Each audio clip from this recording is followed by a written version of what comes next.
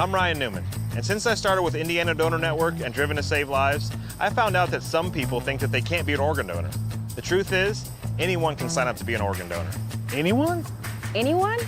Are you sure? Yeah, I'm sure. Anyone can sign up to be an organ donor. So don't count yourself out because somebody's counting on you. Go to driventosavelives.org and sign up today. But my heart's going to you, Ryan. Love that shirt.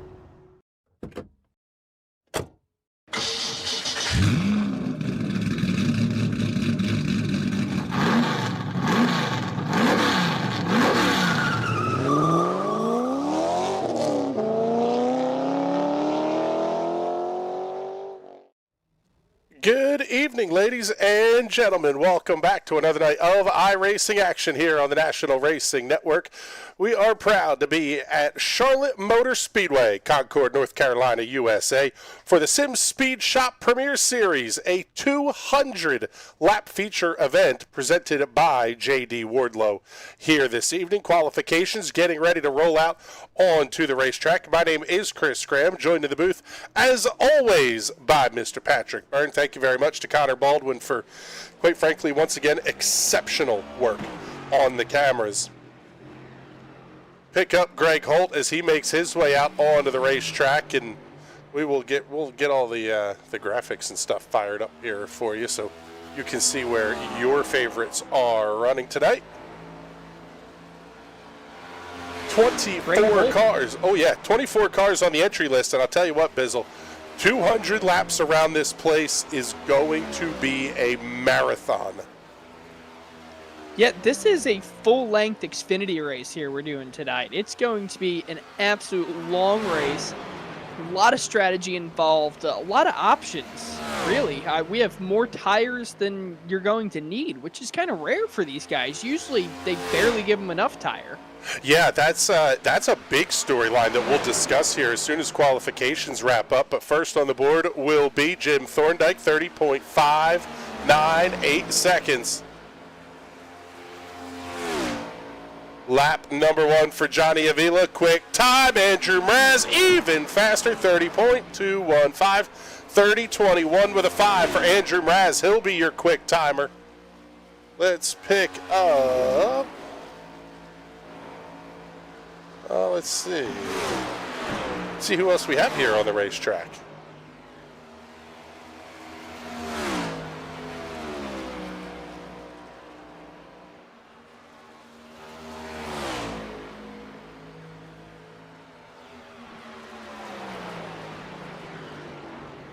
Greg Holt finishing up his qualification run, the 77 of Andrew Moore Jr. going to be coming around to complete his qualification run. He's over the start-finish line. Lap number 2 for Andrew Moore Jr. going to be good for 5th. Quick 30.599. His run just finishing up. Hunter Waters also out on the racetrack. Still going to be Andrew Mraz at the top of the charts. Oh, buddy! That's not where you're going, Tyler Seville. Hard into the inside retaining wall.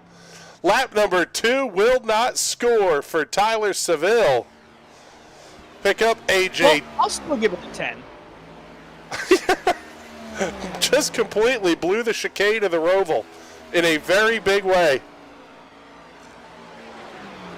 Now taking a look at AJ Digby and Jeff Yenish as Kevin Dick goes quick time, 30.181. 30.18 with a 1 for Kevin Dick. Jeff Yenish completes his qualification run. He's going to be 3rd quick. Let's pick up Colton Harvey as he is just now rolling out onto the speedway with 6 minutes remaining in the qualifying session. Big time wiggle there for AJ Digby off at turn number 4. He backs out. His qualification run is done. Also coming up to speed is the 43 of Richard Fletcher. Fletch out of Wilkesboro, North Carolina, driving the Air Force Ford Mustang for Will Worsler Racing. Colton Harvey out of Cocoa Beach, Florida, driving the Express Esports Chevrolet Camaro. About halfway through the qualifying session now. Green flag is out for both Fletcher and Colton Harvey. Josh Sousey on the racetrack He is working lap number 2. He was 17th quick. Troy Haight up to 10th quick, 30.626 seconds for the pilot of the 28 machine. This is one of those races, though, Patrick, it feels like qualifying just doesn't matter. It is so long that you're going to be able to move yourself around. The only thing you're doing in qualifying is choosing whether you want to start at the front and fall to the rear, or start in the rear and fall up to the front. I mean, it's more about surviving in a race this long, just hitting your marks, not getting sloppy. Charlotte is not a difficult track to set a fast lap at, but it is a difficult track to keep your focus and hit your marks and go fast each and every lap. Yeah, that's going to be especially coming out of turn. Yeah, right there, turn 4. It is incredibly easy to just smack that outside wall. Oh, and flash hard into the inside pit wall. He went full Steve Park on that one. Colton Harvey finishing up his qualification run. He's going to be 3rd quick. We'll pick up the 33 Wheeling entry of Dean Gagliano. Also, the 2 of Mike Larch getting out onto the racetrack.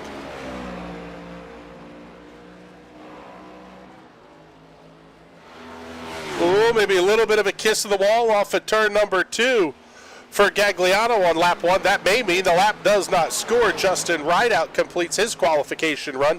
He will time in 14th quick, 30.663 seconds. We'll see if lap number 1 is going to score here for Dean Gagliano, and it does not, and his run is over. Lee Campbell also on the Speedway, the Mountain Dew Zero Sugar, number 4.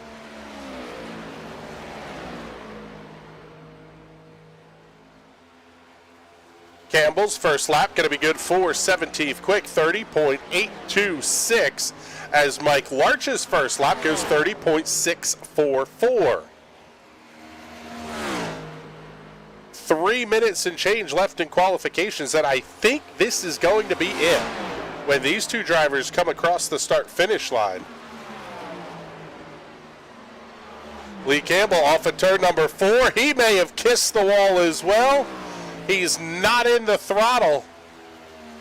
Lap number 2 for Campbell does not score. Mike Larch up to 9th quick. Good lap for Larch, 30.347. For that number 2 machine, the Orange Crush Ford Mustang. That's a fantastic paint scheme. We'll take that one. But yeah, it looks like everybody has gotten their qualification attempts in with 2 minutes and 20 or so seconds remaining here in qualifications.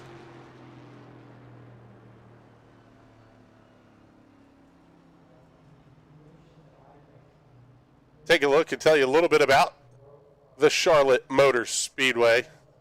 The artist formerly known as Lowe's, located in Concord, Cabarrus County, North Carolina. 1.5 miles in length, 24 degrees of banking, but I wanted to show this because of the track record. Kenny Brack owns the track record here in 1998. 24.735 seconds at 221.538 miles per hour. That is hauling ass around this place. There's no other way to say it. Yeah, that was in the era where they were approaching human body defying speeds around the mile and a half, where they were just pulling so many G's in the corners they couldn't really keep the drivers awake in the mid-corner. Yeah, actually that 221 range was about the limit, is what CART figured out the hard way at Texas Motor Speedway. 240 mile an hour laps were no bueno, but 221 it seemed like these guys could hold on to. Twisted Gaming checking in, saying good luck tonight. Let's go WWR. Thank you much for checking in. We appreciate that.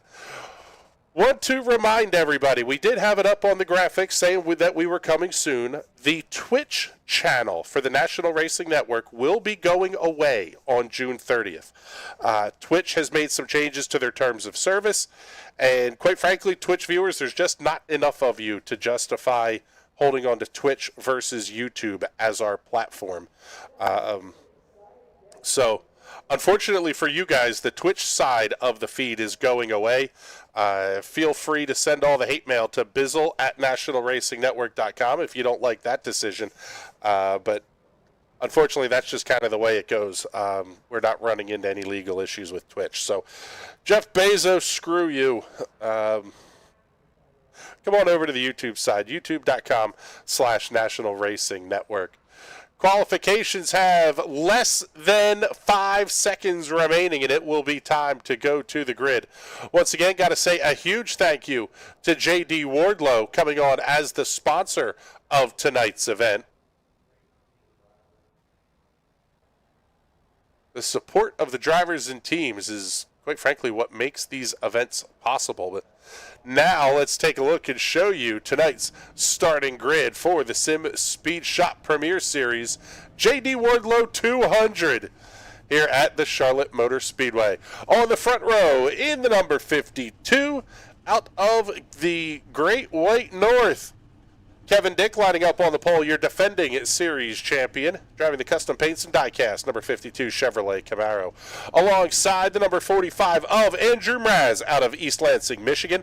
For Riot Motorsports, the sim coaches, Superior Templeton LLC, Riot Motorsports Custom Chevrolet Camaro.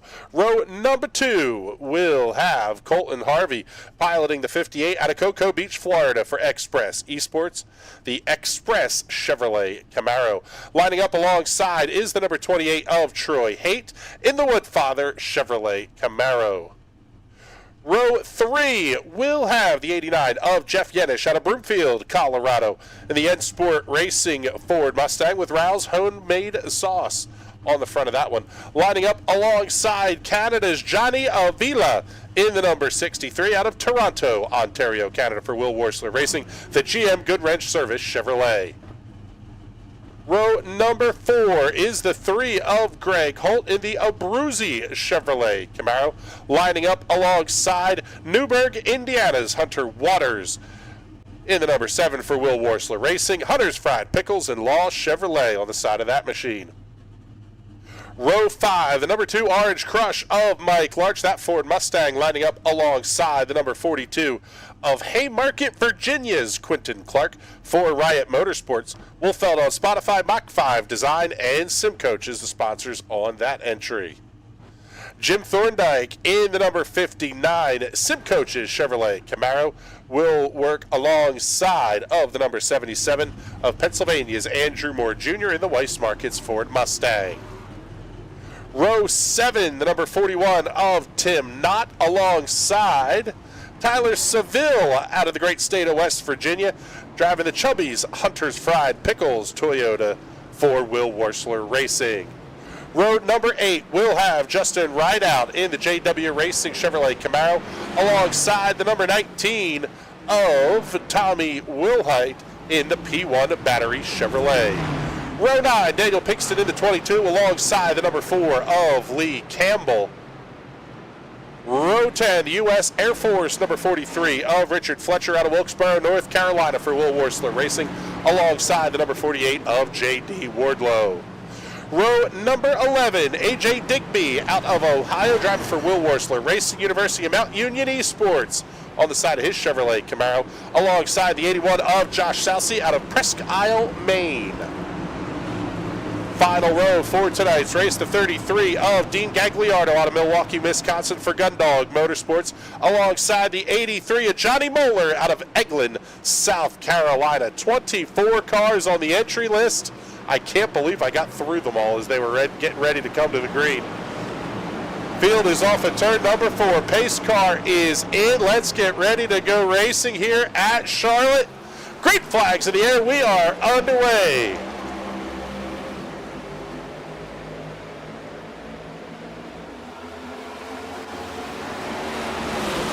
Some big bobbles back in the field where near Johnny Avila is. Johnny Avila really has to stay up front there and not make any contact if he wants to keep himself in this championship fight, especially with Kevin Dick leading and already pulling away on the rest of the field.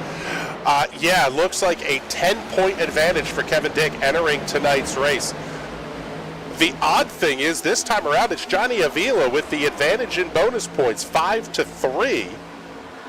Kevin Dick doing it on the strength of 2 top 5 finishes in 2 races completed this season. And the other big number, and you mentioned it, keep yourself out of trouble. Kevin Dick, only 4 incidents over the course of the season to 18 for Johnny Avila. Now, I think all of them came at North Wilkesboro, but you're still talking about that's a lot of battle that you have to fight your way through. You have a lot of incidents, you're likely to be trying to work from back to front. Yeah, not only that, we have Watkins Glen coming up, and you know what happens when you put me and Johnny Avila on a road course together. Punterino, please. I've already told him. I'm about ready for some new backgrounds on my computer if he wants to go ahead and try and wreck me. Oh, that's awesome.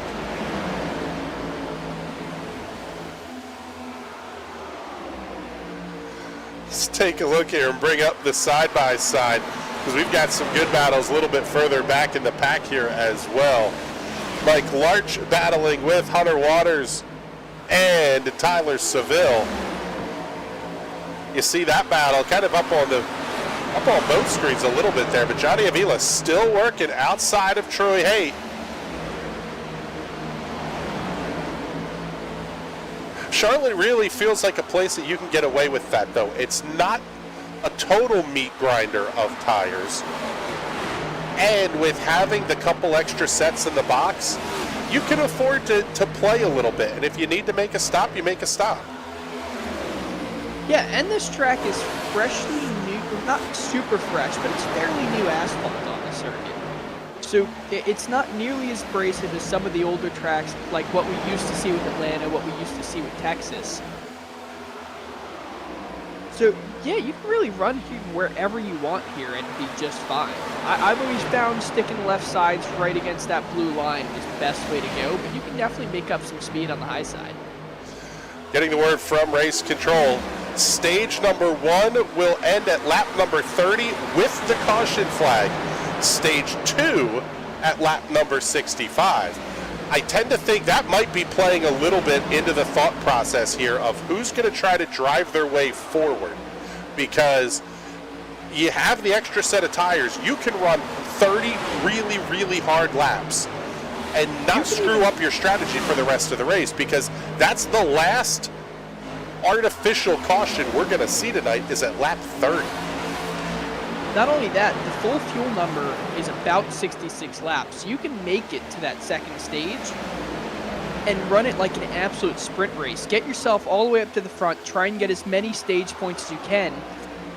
Come down on natural green flag pit stops, fill the car up, fuel, put new tires on it, and then run the rest of the race as an endurance race. Yeah, it's actually a great point that you make there, because there's no guarantee that anybody's going to come down at the lap 30 caution.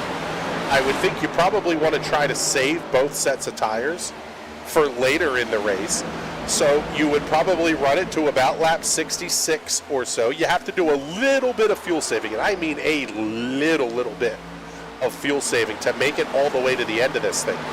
So save yourself the couple of drops of fuel that you need, and you can make this a 3-segment race, essentially, or really close to it. Or excuse me, a 4-segment race. I'm not sure you're going to need the fuel save, though, because you know you're getting a caution at lap 30. So if you can go 66 flat-out green flag laps, you're talking you're having 4 or 5 of those in between where you're running, just putting it around in 5th gear, barely on the throttle, using less than half a normal lap's worth of fuel. There's your fuel saving. Yeah, that's true. It's a great point that because of that caution flag that will be coming here in about 20 laps or so, you'll be able to save enough fuel, hopefully, to make it to the end. And at that point, you're going to be doing what? So then you would figure stops at lap 70, another set of stops at 66 laps later. That would be 130 something. Puts you right in the window to make this a 2-stop race. Yeah, you would need some caution help to make it a 2-stop race. It's not out of the question, but I don't think it's likely. Yeah, that's a great point. I mean, these guys, for the most part, run really, really clean, especially in these long events like this. It feels like Sam and the Jordans do a great job of talking to these guys in the pre-race and saying, settle down, this is a long one. You don't have to win the stage.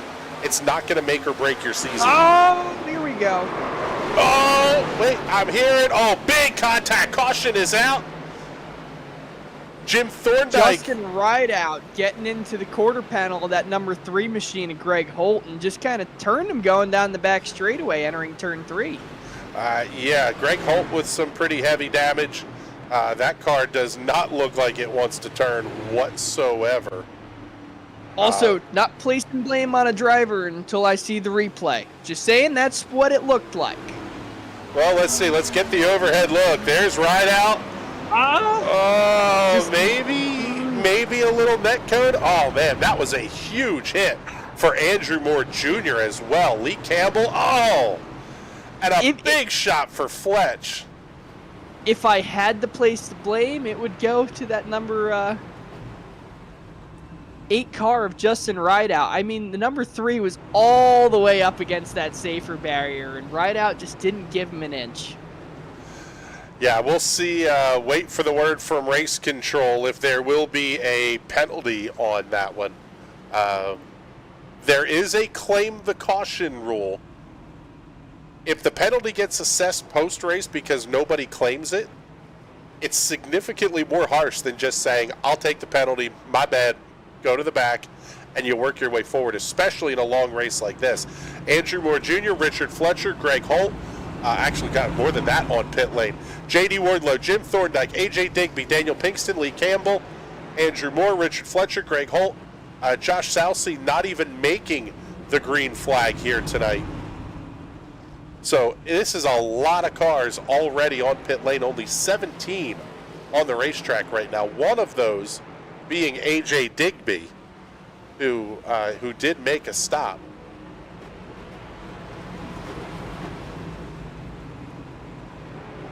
So what was that discussion of lots of clean racing and maybe not getting the caution help? Yeah, I was just about to say, in some of the other stock car leagues we've done, you don't really finish these races with a lot of cup cars. You end up with a lot of NASCAR modifieds. And I was just about to say, I don't think we're going to end up with that tonight. But they decided to wreck, quarter of the field right there in one rip. Yeah, info coming from race control. Cars 3 and 8 share the caution. No EOL penalty on that one. As the field has gotten the 1 to go signal, we will get ready to go back to green flag racing. Drivers have to make the choose at the start-finish line, and it will be Kevin Dick and Andrew Mraz on the front row for this one. Colton Harvey and Jeff Yenish on row number 2. Row 3 will have Troy Haight and Quentin Clark. Row number 4 for the restart will be Mike Larch and Tyler Seville. Johnny Avila, Hunter Waters occupying the 5th and final row this time by on the restart.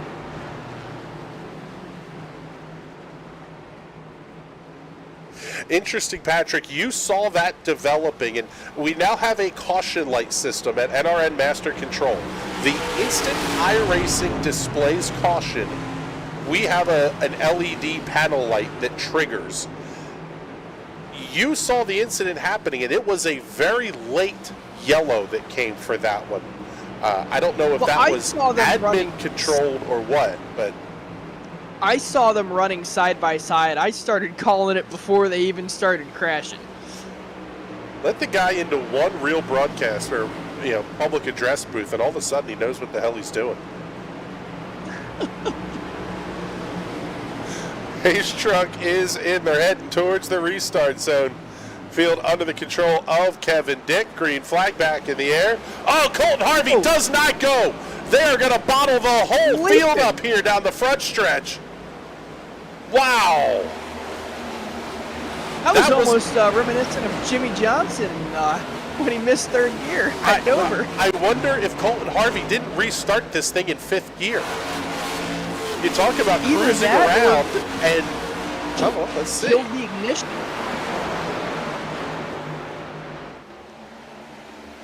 Let's see, and let's go.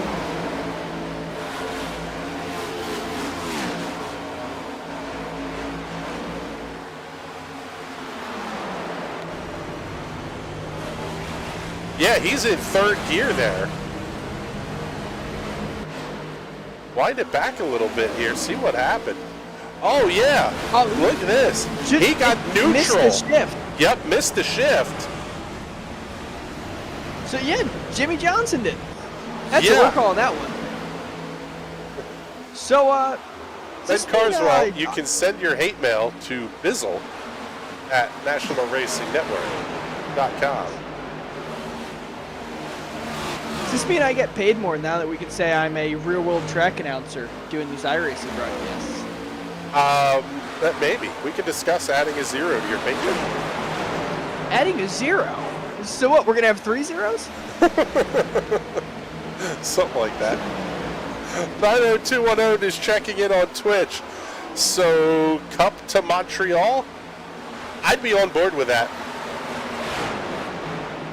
Count me in, sign me up. I've got my passport. I will drive up there and go watch some Cup cars at Circuit Gilles-Villeneuve. My favorite track goddamn. in North America. Beer, Love that. poutine. Have you ever had real poutine? Poutine, we call it here. It's American bastard. It's got, oh my goodness. What a save, Tommy Wilhite. He's still saving it. My goodness. Battling up at the front here, too. Kevin Dick starting to run away with things. Andrew Mraz, Quentin Clark, Jeff Yanish. Tyler Seville looks like Hunter Waters is there playing as well. I am not sure I've ever had poutine in general. See, you don't eat cheese, so Yeah, well, there you go. French fries, perfect brown gravy, and cheese curds. Oh my God. It is one of my tell you what, favorite meals. If they have bratwurst up there, I'll enjoy the bratwurst, you enjoy the poutine. Yes. You're going to get some weird-ass Canadian sausage. I mean, Canadian bacon isn't bacon, so I'm curious what Canadian sausage is. I'll have to go up there and find out.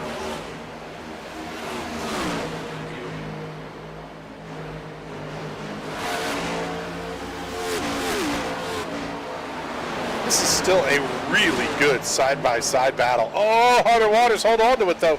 A little bit of push mid-quarter, almost up into the 42 with Quentin Clark.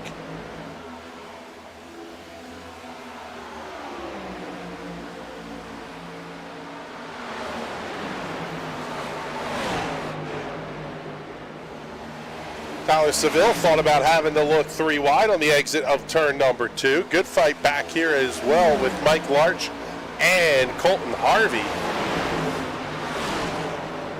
I'm going to say something that's going to bother you for the rest of the night. What's that? If you look at the Spotify logo on Quentin Clark's car, it is not centered. It's a little too clockwise. But the logo on his car is correct. The actual Spotify logo, if you look at it, is about 15 degrees clockwise.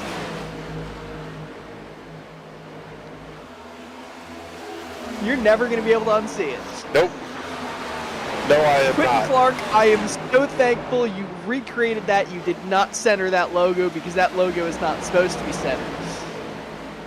Yes, it is slightly to the left of the hood. Not even that, but if you look at the orientation, it's like rotated a little bit. Oh, well, let's see. Yes.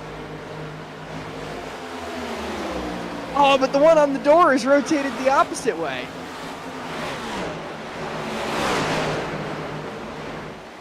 You're actually just trying to screw with my OCD here.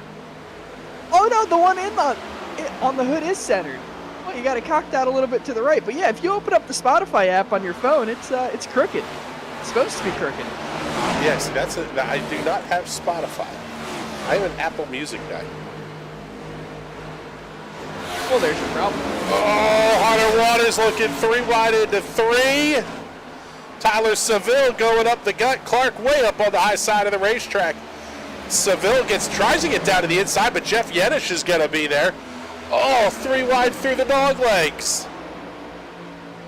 Oh, there's not room for 3 wide there. They're beating and banging off each other.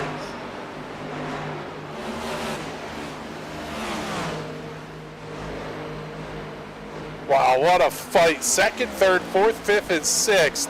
Johnny Avila's got a great view of this. He's about a half-second back of this dog pile coming off of turn 4. Rapidly approaching the end of stage 1.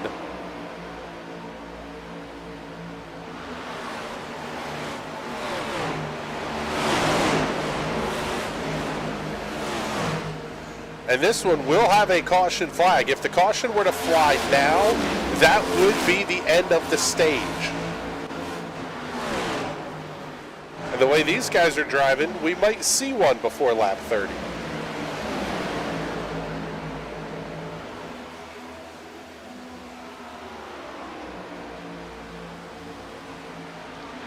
Every time any of them changes lanes, I'm closing my eyes like they don't have room to do that. Yeah. You can't park there, sir.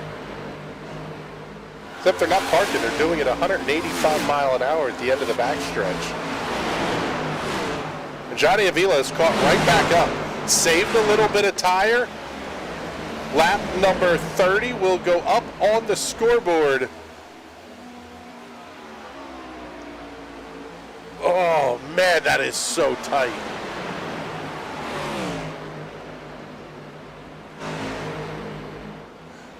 Avila around Jeff Yenish. He's up into the 6th position. Trying to pick up some stage points here late in stage number 1. Off of turn number 4, green and white checkered flag will go in the air, and Kevin Dick picks up the win in Northland Leisure stage number 1. And that will bring out the caution flag. Johnny Avila coming across the line 5th. Now, you can't look at that as Johnny Avila getting 5 bonus points here.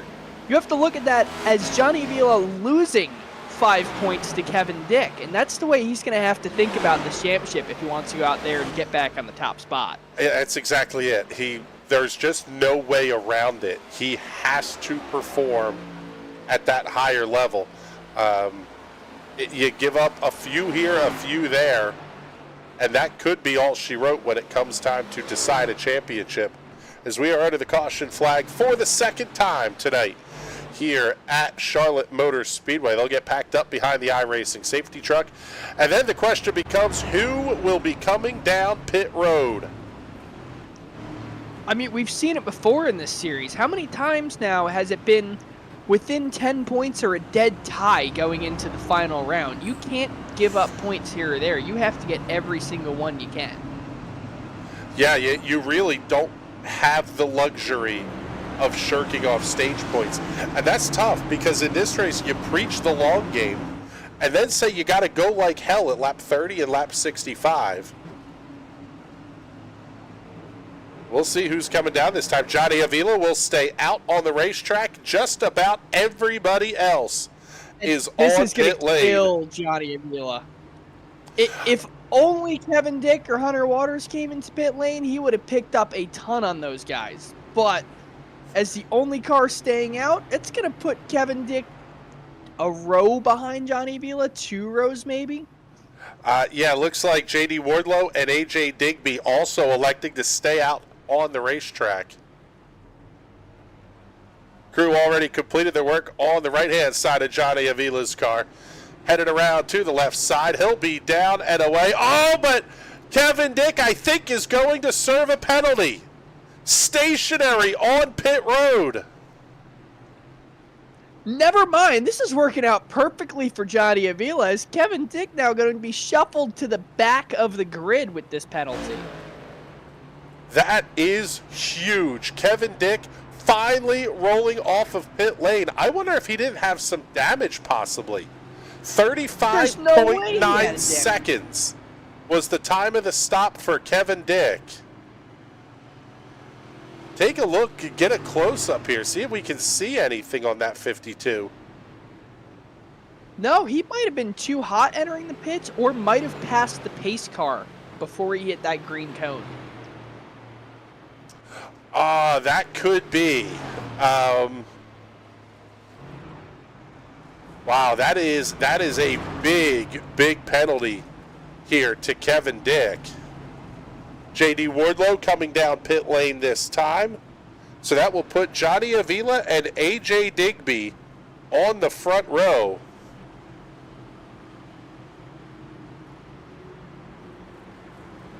Yeah, I don't see any damage on that outside either, so.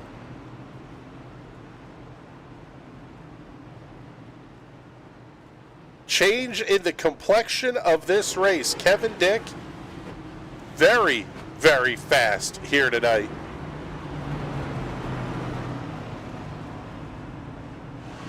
Started on the pole, led the first 31 laps of this race.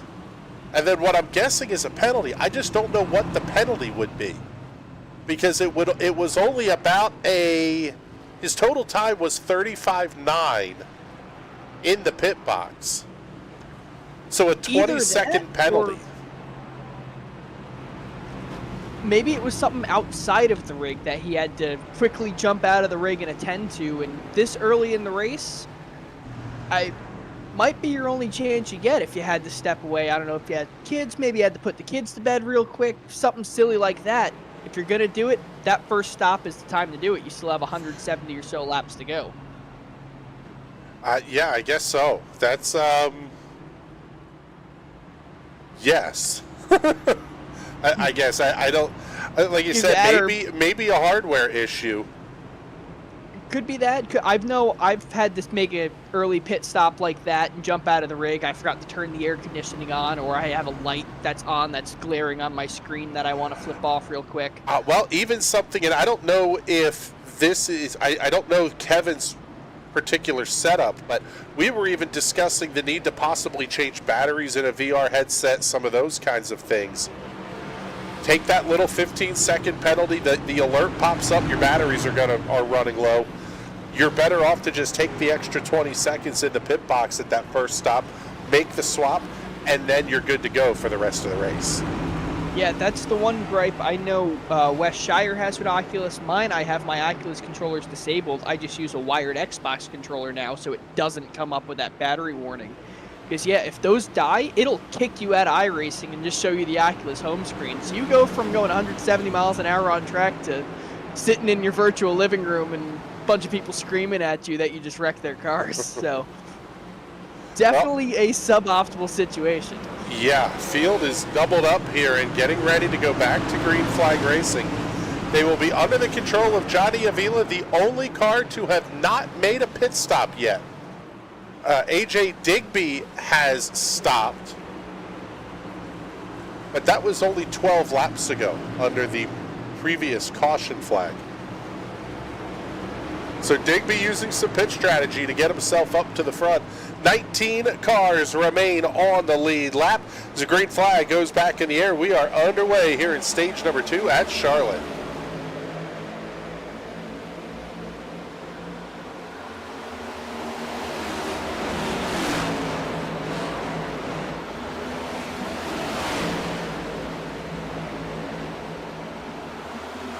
There's contact towards the back of the field. Caution is out. Oh, big hit for Mike Larch. What a move by Dean Gagliano. Oh my goodness. We are watching this one again from the onboard of Dean Gagliano.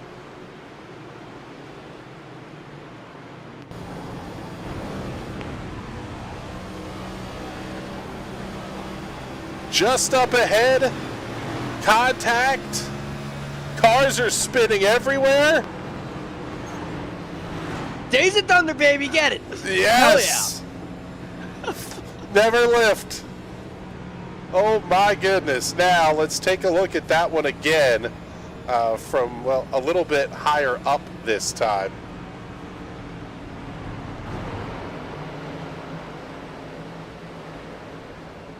Let's see. I believe the 41 of Tim Knott was involved there. Contact with Tom Wilhite. Jeff Yedish goes around. That car was very fast. I want an onboard to Kevin Dick. He almost saw this race go away. That penalty almost took him out of it. And he managed to Daisy Thunder his way through there, too. Well, let's take a look and get ready here. We'll go on board.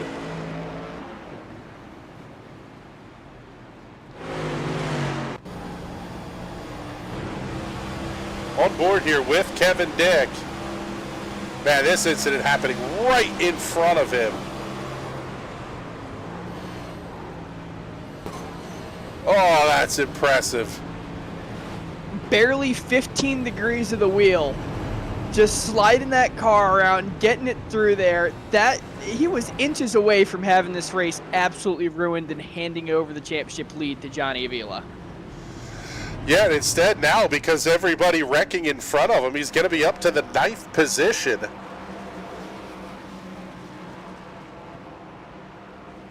Now the question starts to become a little bit here with as much caution as we've had early in this race. Does Johnny Avila's strategy start to look better? Yeah, just stay in front of everyone that's going to crash. And keep yourself out of the mess. As long as you're in front of it, you're safe. As long as you aren't in, I should say. Safe, and the other one is he's also saving a ton of fuel.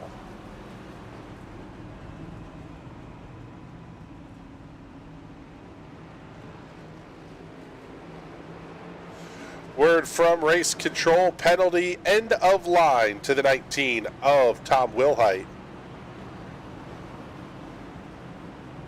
That car heading to the back as the cause of the caution. Still 162 laps to go. We saw this 1 week ago, Patrick. A lot of early yellow. And then it just went on and on and on until late in the race. I kind of get the feeling maybe we're going to see something similar here tonight, because at this point there are a lot of bent up race cars, and at this point a lot of guys that are just going to be getting out of the way. Yeah, as your car sustains more damage, you become more of a danger to everyone else. You're either going to park it, the officials are going to tell you to park it, or you're going to figure out how to straighten up and drive that thing right. Well, yeah, that's true, because there is the back-to-back incident rules. So if Tom Wilhite is involved in consecutive cautions, he would be parked for the night. Also, I believe it's a 3 strikes rule. If you're involved in 3 incidents, you can be parked for the night as well.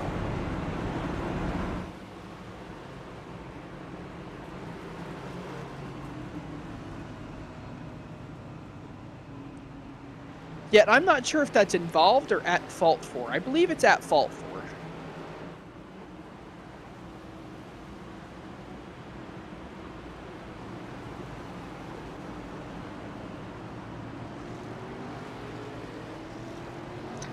Depends on how they determine involved. Such I know some short tracks, they like to do it where if you stop or you spin, you're involved, or some tracks are if you make direct contact with another car, then that makes you involved. Yes, when we were out at Lyco's Clyde Martin Memorial Speedway, their rule was if you stopped, period. Even if you were trying to avoid it and you never made contact with somebody, if you stopped, you were involved in the caution, you went to the back of the field, and that counted as a strike against you. As the field's gotten the 1-to-go signal here, Johnny Avila and Hunter Waters on row 1. AJ Nigby, Tyler Seville, row 2. Snydersville, they do something very similar to iRacing where it's no fault. If your car made contact with any of the cars that were involved in the incident, you're going to the back. And Some drivers don't like it, just like they don't here on iRacing, but it's the fairest way to do it. Don't have replay at the track, so, hey, we saw your car take a hit, you're going to the back. We actually had a request from a racetrack to, when we were broadcasting, to allow them they wanted an instant replay monitor, and we outright flat told them no. Because then it puts our camera ops in a position of having to shoot for the replay. Oh, is Andrew Mraz way slow off the getaway. Green flag back in the air here at lap number 41. 160 laps remaining.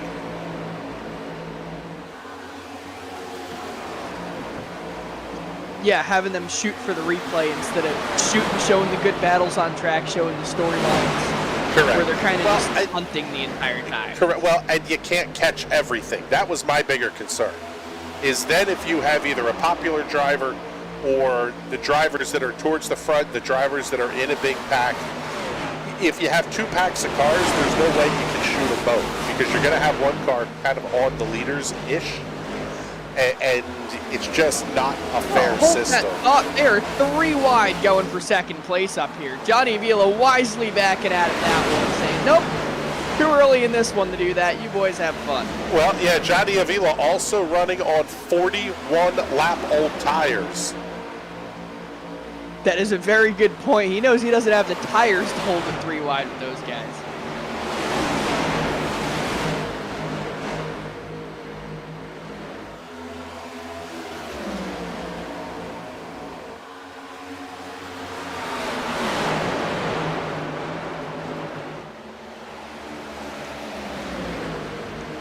Johnny Avila slowly falling back through the field here. Kevin Dick is about to get by him.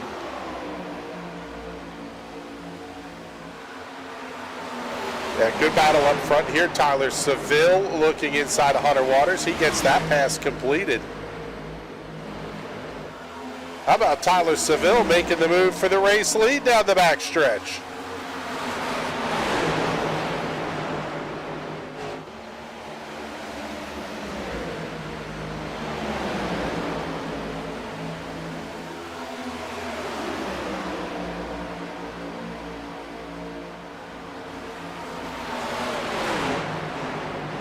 Avila now falling back to the 9th position as Jim Thorndike has also gotten around, but man alive, this race is good at the front. Tyler Seville trying to hold off Colton Harvey. He missed a shift a couple of restarts ago, fell back to mid-pack, driven that number 58 right back up to the head of the line.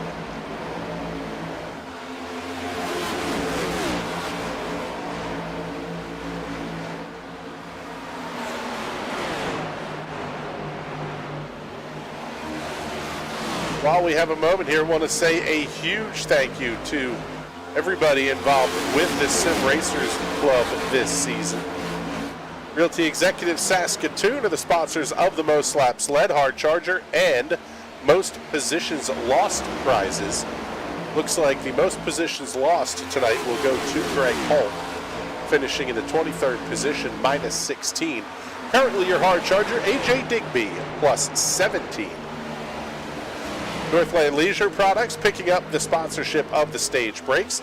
Custom Paints and Die Casts, a seasonal and grand champion prize sponsor. Sim Speed Shop is the entitlement sponsor with seasonal champion and safe driver drawing prizes and grand championship prizes for the top 2. You can find them online at simspeedshop.com. Also have to thank Mint Mortgage for coming on as a sponsor this season as well. Thank you all for your support of the Sim Racers Club.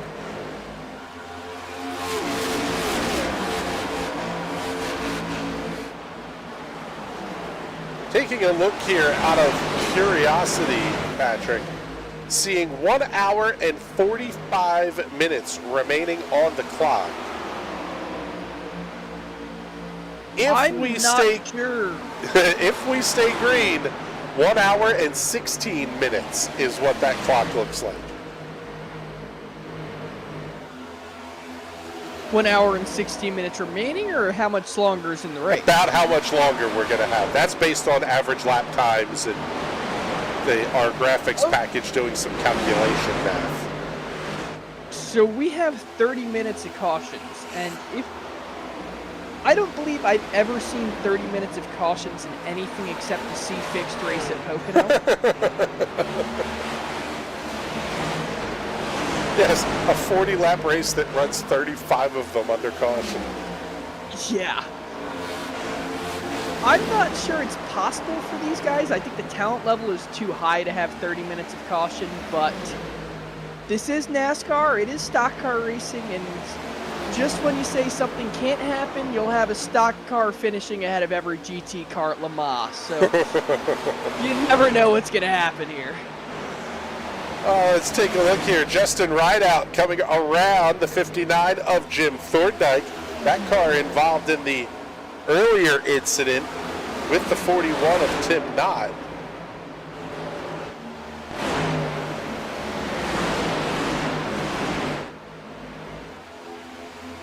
Great battle here for the 6th position. Kevin Dick looking inside of Hunter Waters. A.J. Digby inside of Quentin Clark.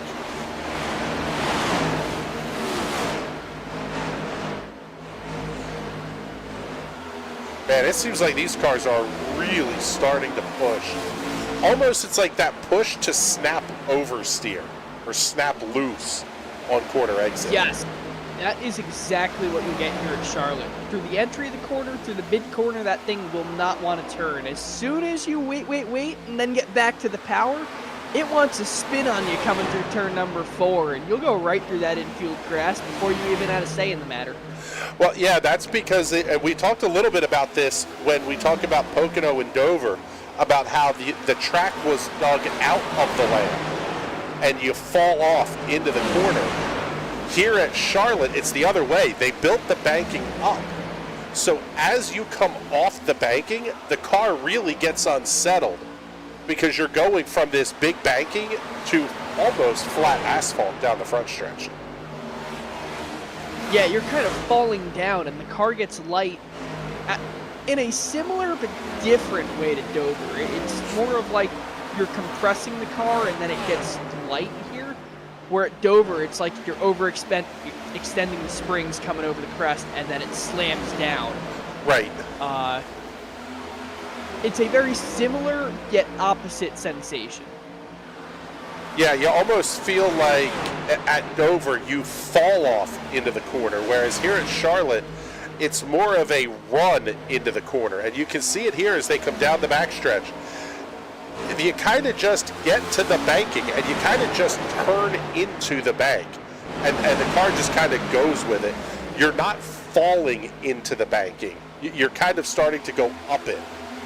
And when that car unloads on corner exit, it can be really screwy. The backstretch with slightly more banking than the front stretch here. Yeah, it's really that front stretch and get into the quad oval that really screws these cars up, because the turn will end, but the car is still going to want to slide up into that outside wall. So you don't want to bring it to the outside wall like you traditionally would. On corner exit. You kind of want to hold it in the middle because the car is going to slide up to that wall in the straightaway. Yeah, it's I guess the technical term is you're managing the yaw of the race car. You'll need to keep it. I guess it's not so much yaw. I guess it's slip angle. The car's wanting to slide.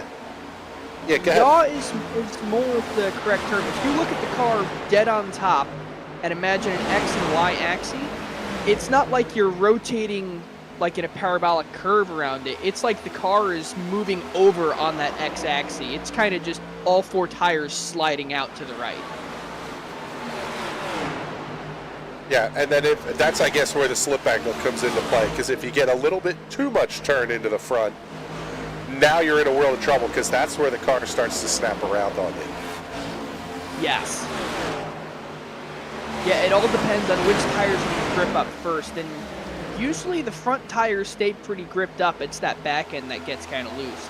Now with the independent rear suspension, I would imagine that helps a little bit. I haven't driven the new Gen 7 car here at Charlotte, so I can't really comment on that. But usually with a solid rear axle, it's that rear axle that's going to start sliding out on you first.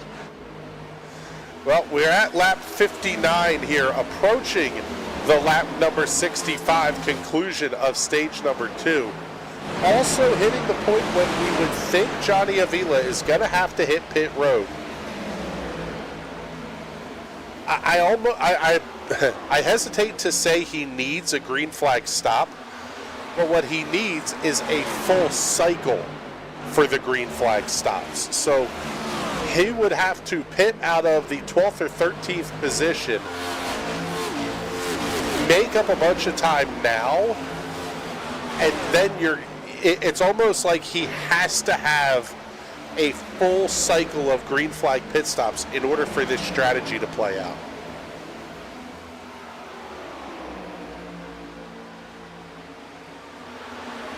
Ryan Labarge checking in. Parabola? Nerd. Sorry, when you start plotting stuff on a graph, I go crazy. I like graphs. My bad. Sorry to remind you all of high school, I guess. Andrew Braz leading Tyler Seville as we come around to put lap number 62 on the scoreboard. That'll be 4 laps remaining here in stage 2. As a reminder, no caution flag at the conclusion of this stage. And now, Patrick, I'm starting to get that feeling of we've hit the long run, and this is going to be a very long green flag run. Yeah, the whole field is spread out now. Unless we get a single car spin, someone just kind of stepping on themselves and getting into that outside wall. Not really going to be a caution here. The only way I really see one is someone making a big error coming on the pit road. This is a tough pit road to enter. It's safe if you enter off turn 3, but the fastest way is to just dive down right before the quad oval. Yeah, the gutsy move, you kind of start getting off the gas about here and big time on the brakes. It is a very early pit commitment line, though. The Indy cars, when you go to Indianapolis, the pit speed limiter is like a third of the way down pit lane. Here at Charlotte, it is right where the quad oval kind of breaks off from the main racing surface. We'll show it to you here in a second.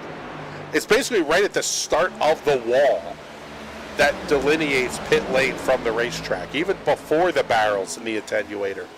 So you've really got to get on the brakes hard, and it's a great spot to pick up a lot of time.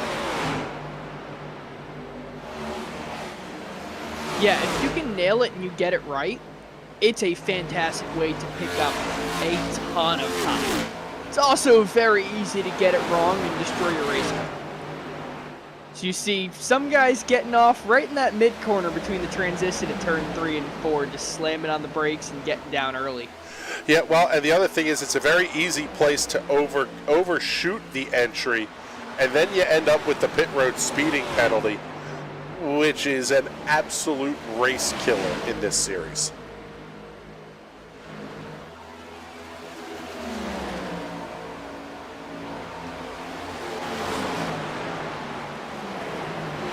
Andrew Mraz seeing the green and white checkered flag last time by. He picks up the win in Northland Leisure, stage number 2. And Johnny Avila not going to earn any stage points this time. Yeah, Avila coming home in the 12th position. So no stage points. Kevin Dick finishing that one in the 5th position. So it's what, a 15-5 number? The points gap is now up to 20 for Kevin Dick over Johnny Avila.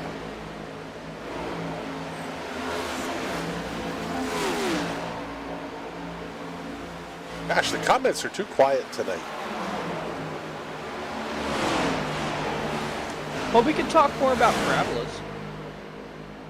Hell, I'll get in the sine waves if we really want to get crazy. Let's see. Oh, I just approved the comment from 90210, and then it disappeared on me. saying basically that he would prefer to have seen the Cup cars going to the Toronto Street Circuit and not Montreal. Montreal is a street circuit. So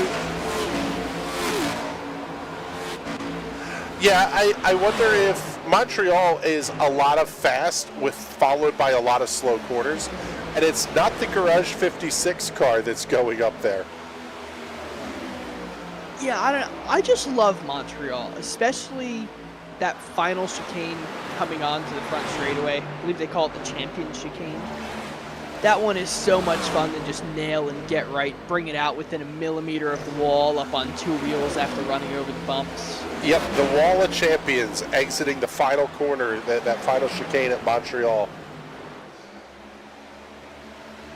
Like I said, I love the race course. Montreal is one of my favorites on the F1 calendar. Home of the first ever NASCAR rain race. Yes, with Robbie Gordon doing donuts alongside Kevin Harvick down the front stretch. That whole thing was a train wreck, and it was awesome.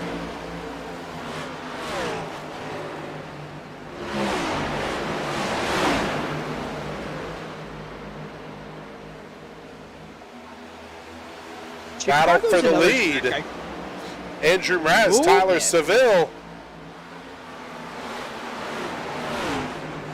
Wait. You said the Chicago. Don't tell me you're telling me that hunk of crap street circuit. I love that track. Every lap I've driven on it here on the iRacing platform, every car I've taken on there is fantastic. I think it's going to be a good race for the Cup cars. If I wasn't going to Mid-Ohio that weekend, I would absolutely be there in Chicago.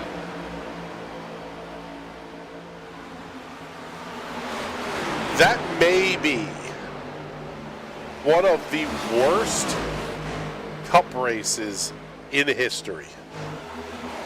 The only thing that's going to save that is if they go full Sonoma and just absolutely just tear everything all to pieces. Taking a look here, Daniel Pinkston trying to get around the two cars battling for the race lead. Pinkston is only 9 laps into his stint. Johnny Avila on pit lane. Pinkston also 2 laps down, but all he has to do is pass these guys, get in front of Jim Thorndike, and he's in the lucky dog position. That is correct. So this is a legitimate race for position, using the strategy of when you're going to make a tire stop to try to get yourself back in front of the leaders. As these two battling have packed everybody up now.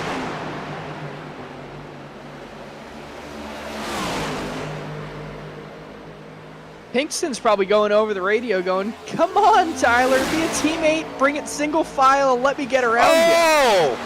Seville with a little right side romance on Andrew Mraz into the corner.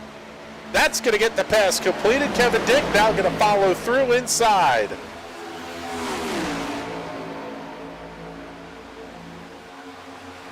I've heard of the bump and run, never the door and run. But it worked. Got Mraz just a little bit up the racetrack.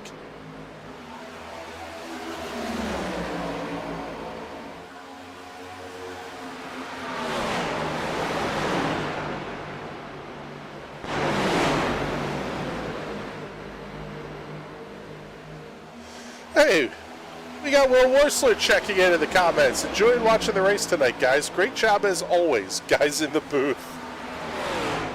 Thank you, sir. You say the guys on the racetrack aren't doing a good job.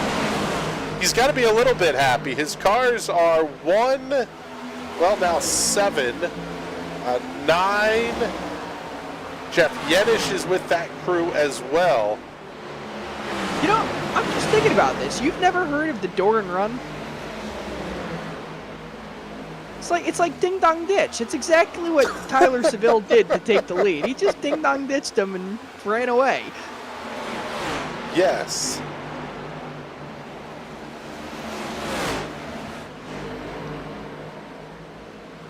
Andrew Mraz now losing more spots here as well.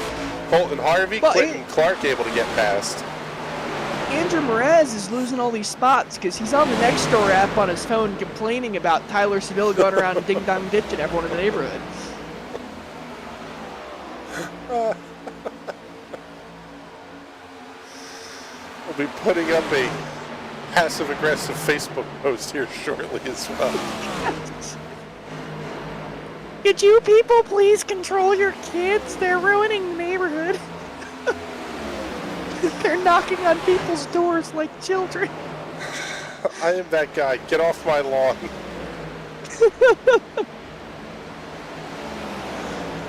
So now working lap number 79. Now if these guys could go, they did get some caution help, so we figure they probably go about 70 laps or so on this stint.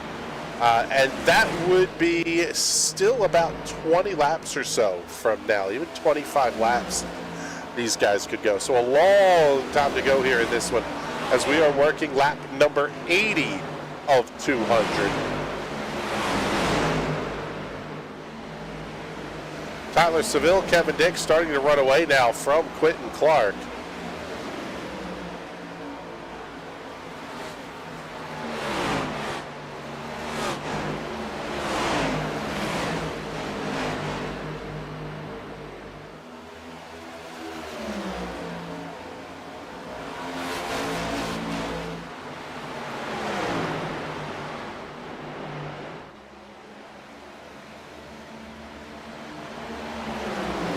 Man, what a move by Kevin Dick there through 3 and 4. New race leader at the line. Kevin Dick back to the head of the field. Picks up lap lead number 32 here tonight. Andrew Mraz with 28 laps led. Tyler Seville has led 9. Hunter Waters has led 2. Johnny Avila being scored 1 lap down in the 17th position. He has 9 laps led. Of note, Johnny Avila 1 spot back of Jim Thorndike. So Thorndike will still be the first car 1 lap down.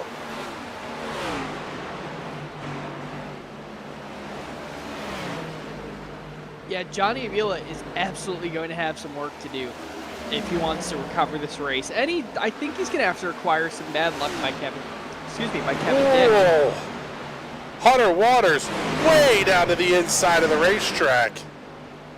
My goodness. Johnny Moeller making his way down onto pit lane. AJ Digby on pit lane this time. He has to make his second stop of the race. And he is at 70 laps on this stint.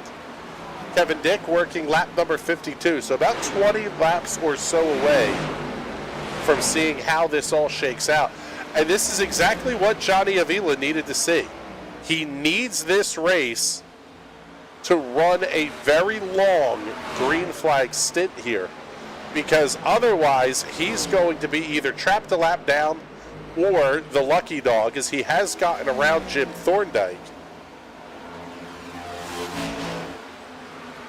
But Johnny Avila is still in the position where he has to hope everybody else makes the green flag pit stops.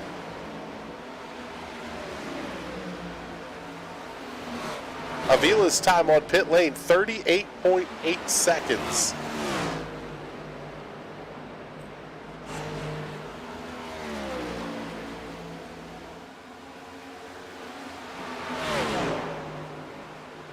And Avila only has 11, almost 12 laps on his set of tires as it stands right now. So could be making up a little bit of ground. Looking at the 5-lap averages, he is a full second a lap faster than the rest of the field. In fact, over the last 10 laps, even the last 15 laps, he's about 7/10 quicker per lap.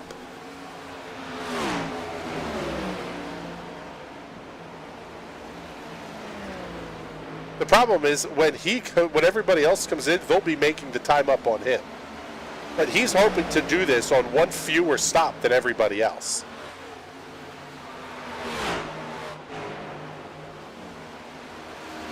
Yeah, it's going to be close. especially the numbers we were looking at before the race, you were within 4 laps of the finish. You would just have to save 4 or 5 laps of fuel. But here's where I'm thinking Johnny Avila might be going. Now, he is notorious for saying, I don't think about strategy, I just drive until I have to stop.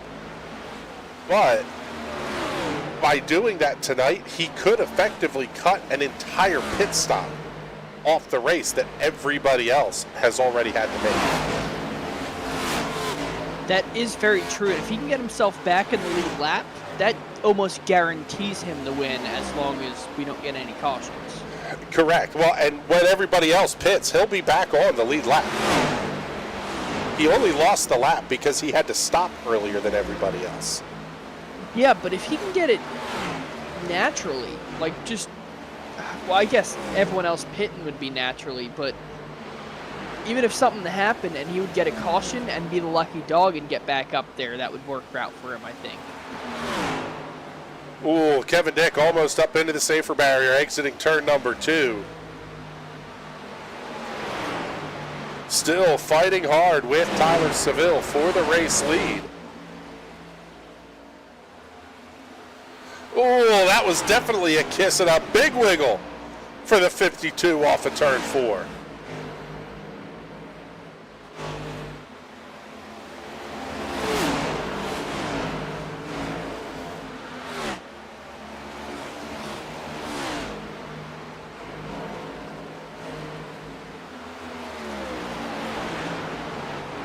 About 10 laps or so from where we would expect to see your race leaders coming down pit lane, right about the halfway point of this race.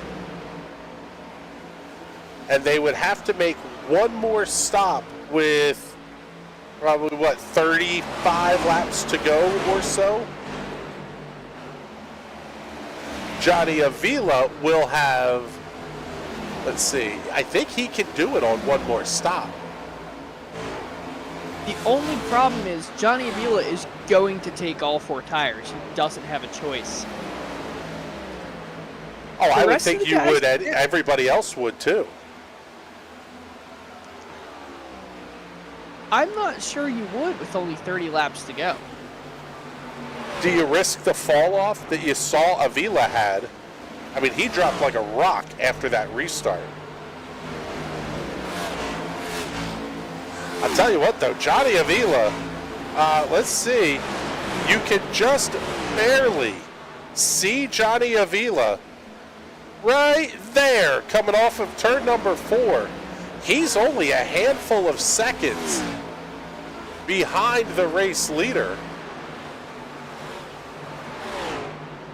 Yet the hardest car to pass is going to be Kevin Dick. As soon as he gets right behind Tyler Seville, I would imagine those guys being teammates, Seville's just going to let him by. Yeah, I'm seeing, gosh, I love the data that we can get now. About 3 laps or so until Johnny Avila will catch Kevin Dick. We'll see how accurate those numbers are.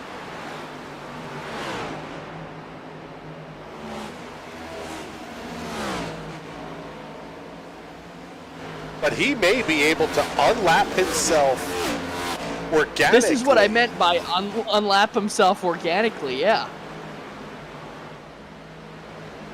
Jeff Yenish on pit lane, Andrew Mraz on pit lane. Mike Larch also on pit lane this time. All of these cars going 1 lap down.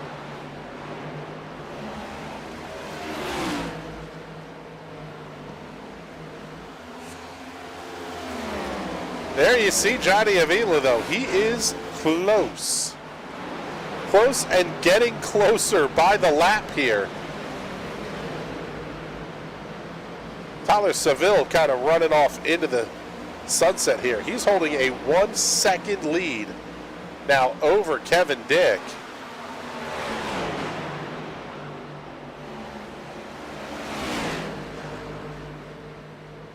And easily gets by Kevin Dick. Yeah, that was almost the hand coming out the window net going, yep, come on. You got me. Yeah, Kevin Dick almost looks like he didn't even want to fight there. Just, you know what? Go and take it. Well, yeah, you're on two completely different strategies. There's no point to trying to fight Johnny Avila. He's either going to win this race going away or not be a factor whatsoever. And there's not a lot of in between. Unless everybody stops and then Avila's able to... I'm not sure that there's no point. If I was Kevin Dick there, definitely would have tried to keep him behind me, block him a little bit, make him use up his stuff trying to get by me. Well, Avila inside of Tyler Seville into turn number 1. Johnny Avila is back on the lead lap of this race.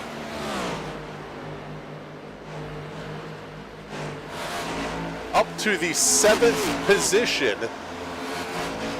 And the 5-lap average still about a second a lap faster for Johnny Avila. Everybody else, as we work through this cycle of green flag pit stops, I would think they're kind of in the window now. 67 laps on this stint for Tyler Seville, Kevin Dick, Colton Harvey, and Justin Rideout, who runs in the 5th position.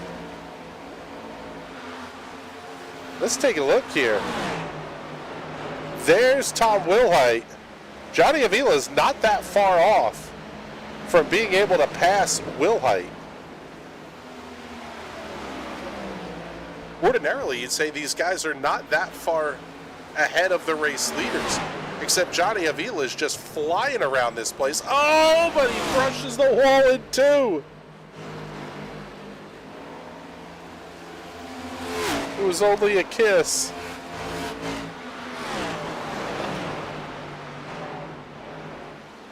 Kevin Dick entering the pit lane as well as Tyler Seville now. Yep, Tyler Seville, Kevin Dick, both on pit lane.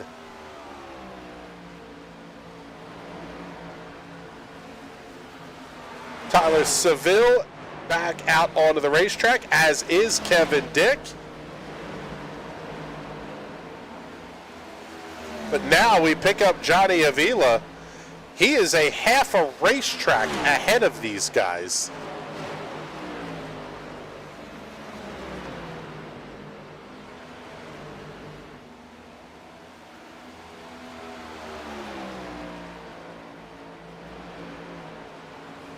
Colton Harvey, I would imagine, will be coming down pit lane here shortly. At this point, he's kind of hoping for a caution flag, because it would trap all but 5 cars 1 lap down.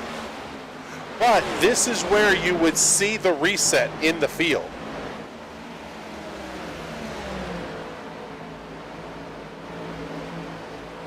Tyler Seville around the race leader to put himself back on the lead lap. Colton Harvey going to do another round.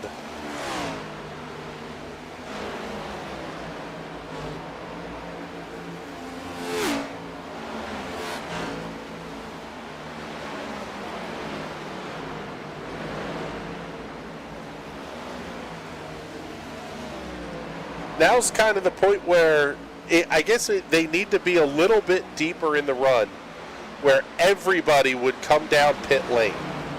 If the caution comes out now, it doesn't really help Johnny Avila all that much. Now, he would restart in the 10th position after making a stop, which would get him closer to everybody else.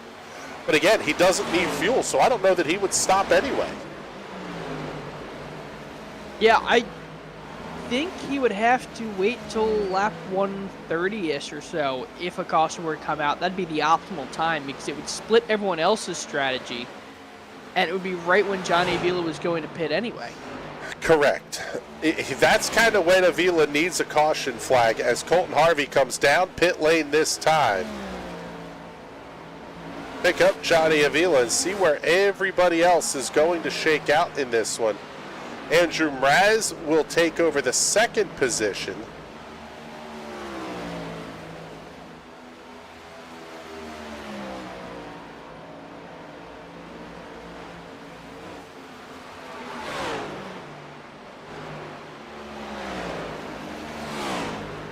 And Andrew Mraz about 6 seconds back of Johnny Avila and falling.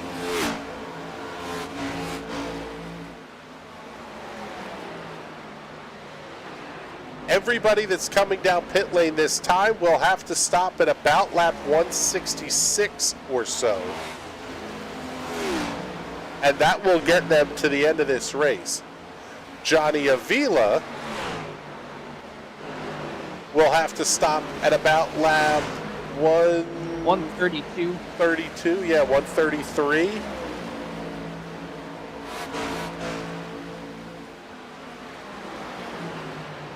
Basically, Johnny Avila needs this race to go green the rest of the way.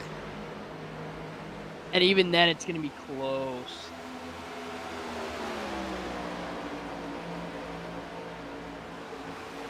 Yeah, he may have to do some clutch and coast fuel saving here. Which I believe he's doing now because he's not gaining on Andrew Mraz as much as he was before. Yeah, let's take a listen here. You can see he's running 5th gear, not applying a ton of throttle. Yeah, he doesn't sound like he's wide open. He let that 8 car of Justin Wright out in front of him. He's just going to sit in the draft for a little bit and try and save a little bit of fuel down the straightaways.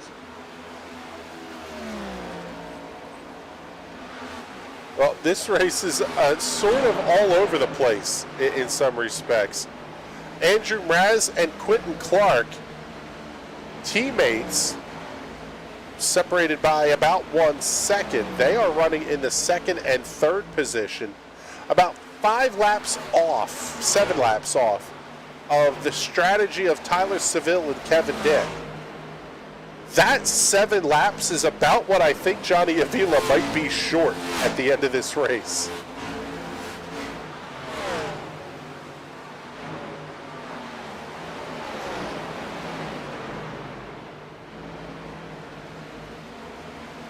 Looking at the gaps between Mraz and Clark's times and Seville and Dick's times, on the 5-lap average, it's only about a 10th slower than Andrew Mraz and Quentin Clark are, as we are down to 90 laps to go here at Charlotte. Really thinking for this strategy to work out for Johnny Avila, he's going to have to get a caution right before right after he enters the pit lane. Like, as soon as he hits that green cone, caution comes out. Even if the caution comes out right before he has to stop, I think he's okay. Well, no, it's got to be. Yeah, it's kind of in the 10 or so laps before he would have to stop. That would put everybody on equal footing. No, but then they would. Nobody would be able to make it to the end. Right, then nobody would be able to make it to the end. But it would allow Johnny Avila to save enough fuel if he doesn't come into the pits. Then he would save enough fuel to make that green flag pit stop and make it to the end. Problem is, everybody else is going to be on fresh tires, though. Yeah. It's a risky strategy, but it's kind of the one that he stuck himself into. It's going to be the one that he's going to have to follow. Yeah, it's a bold strategy, Cotton. We'll see how it pays off for him.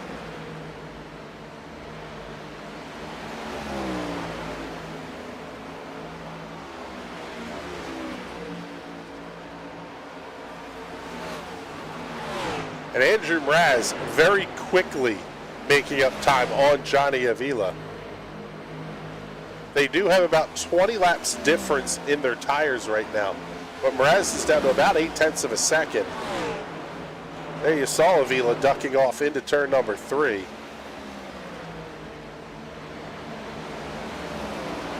And I guess this is where Johnny Avila really has to fight. Make these guys use up their stuff.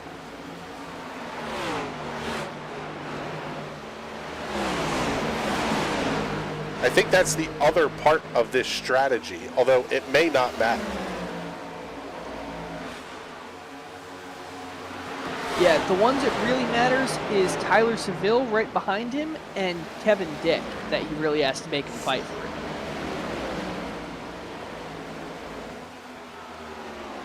Tyler Seville around Quentin Clark. He is now trying to chase down his teammate into 63.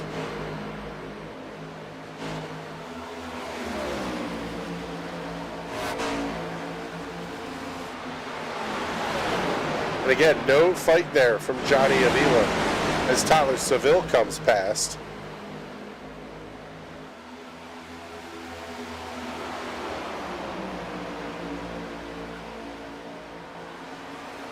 You wonder, does he make life a little bit difficult here on Kevin Dick?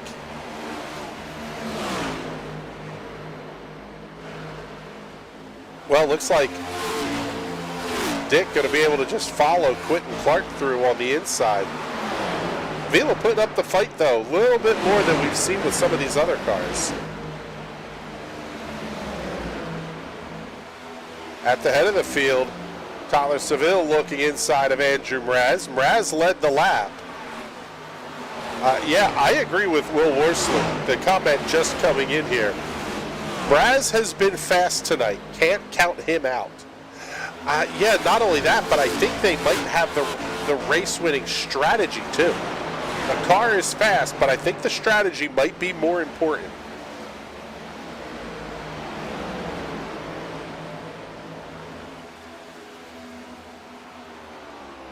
That's got to be such a hard thing to do, Patrick, is you know your car is fast. You're just at a different point in strategy. But you get that feeling like Tyler Seville passes you and he gone. You almost get that feeling like, why am I so slow? And you almost push the car too hard.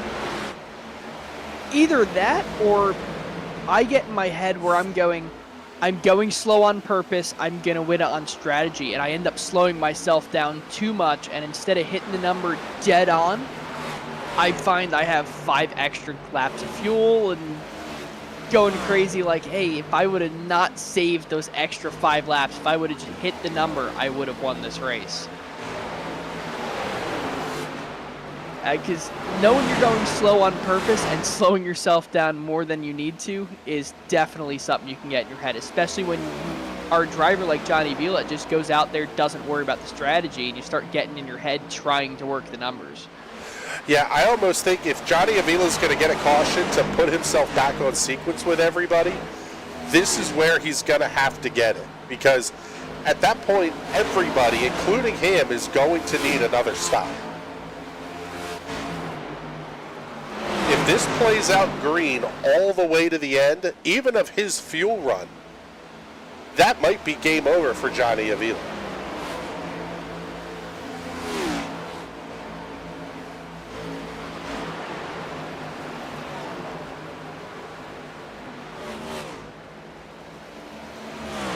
The one that I think is in significantly better shape right now is Andrew Mraz.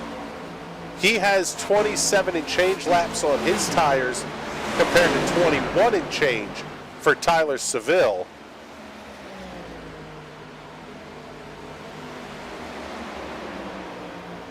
And a lot of this, Will Worsler mentioning, Seville is so good on tires at this track.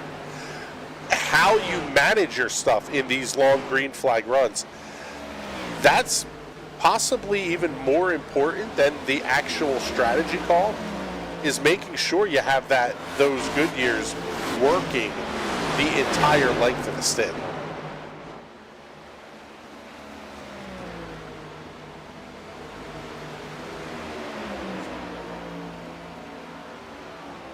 Yeah, if you burn them off, you start to feather those tires, it's game over. You're going to be slow whether you like it or not.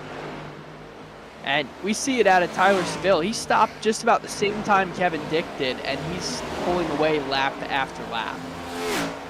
Yeah, he's about a 1/10.5 faster per lap than Kevin Dick has been over the last 5. Actually, even going back to the last 15, he's about a 10th quicker than Kevin Dick has been.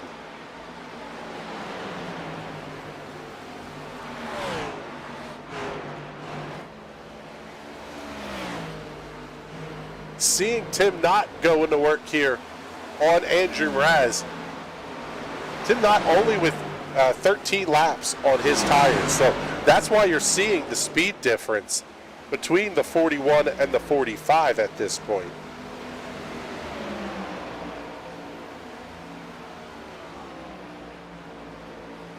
Kevin Dick ever so slightly starting to reel in race leader Tyler Seville.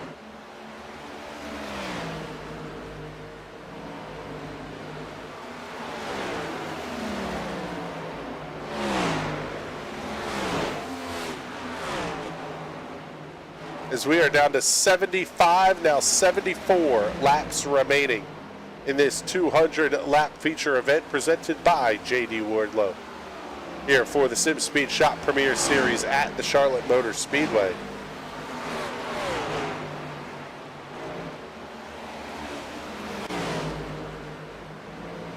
Quentin Clark getting around Andrew Mraz as Hunter Waters comes around Johnny Avila. Johnny hitting that point in the stint where he is really hurting for tires. 54 laps on his set of Goodyears.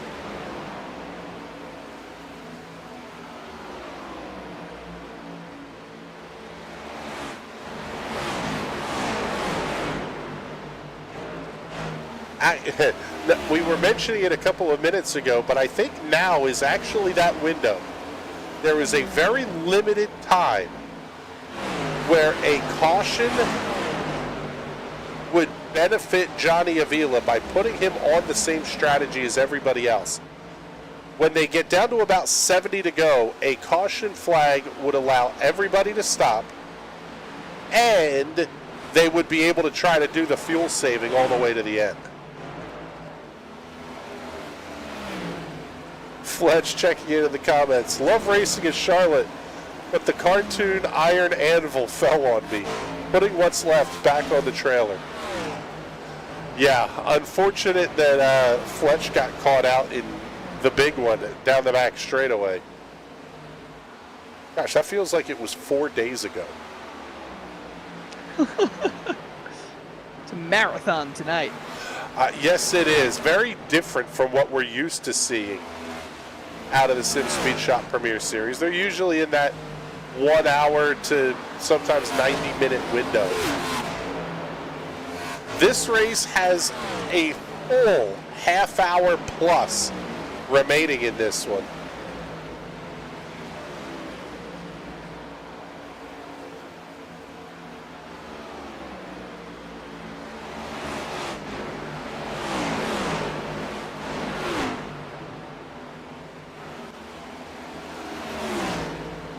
Jeff Yenish coming around Johnny Avila. That is for the 6th position.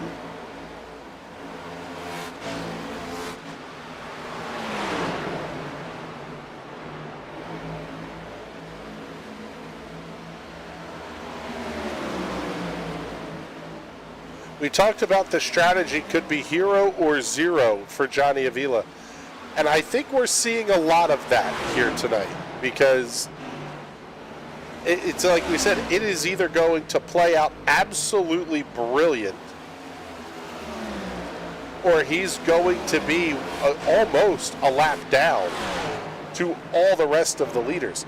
At this point, that could put him as far back as the 17th position just by getting the strategy call wrong. Yeah, Jordan Barry, one of our race directors, checking in the comments here. One of 2 crown jewels where we run half the real distance. Let's see if I can figure out the other one.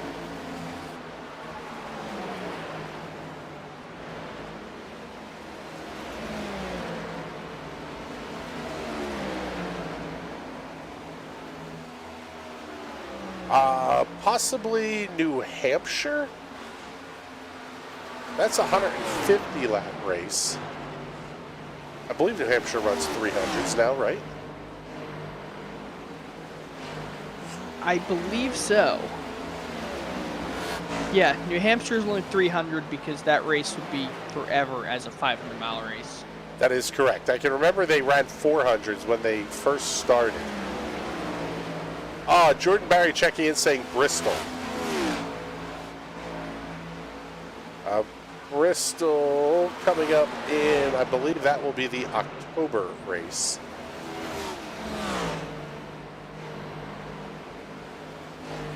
That one's in the fall season, though. Still a whole lot of racing to get through here in the spring season. This is round 3 of 12.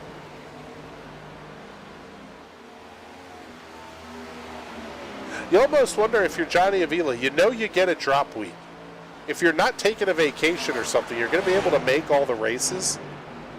Maybe this is one that you try to play the strategy card a little bit. The problem is, I guess if Kevin Dick keeps finishing on the podium week in and week out, he drops a 3rd place finish, you drop a 27th.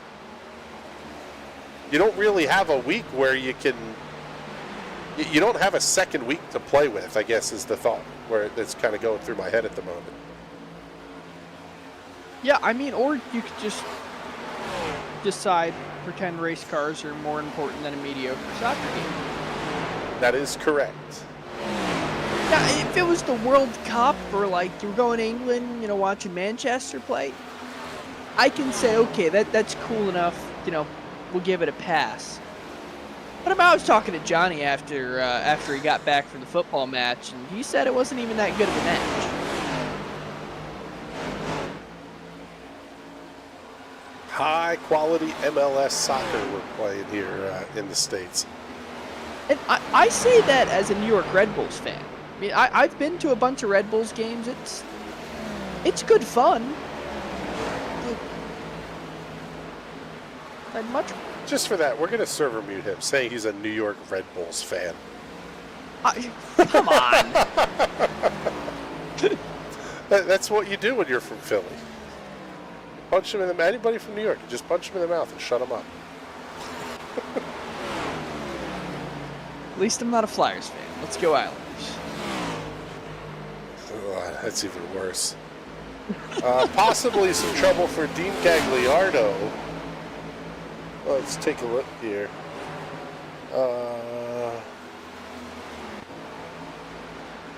Nope, just exiting pit lane. So, no trouble for Dean. Yes, typically when you exit or enter the pit lane, you are going slower than race pace. Usually. Either that or the officials get mad, they give you a penalty. It's a whole big deal. Johnny Avila on pit lane with 61 laps to go. His final stop of the night. That puts him on the number to make the finish. So if we go green all the way to the end, everybody else is going to be trying to catch him. And they've only got about 25 laps until they stop.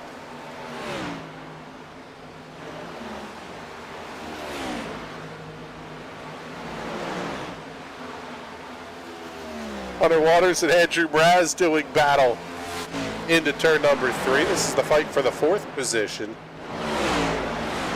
Colton Harvey also on pit lane.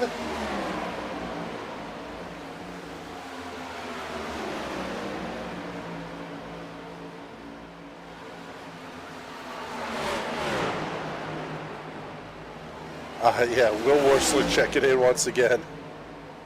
Tyler Seville in a league of his own on the long run tonight, just driving away. Yeah, the gap up to 1.8 seconds now over Kevin Dick.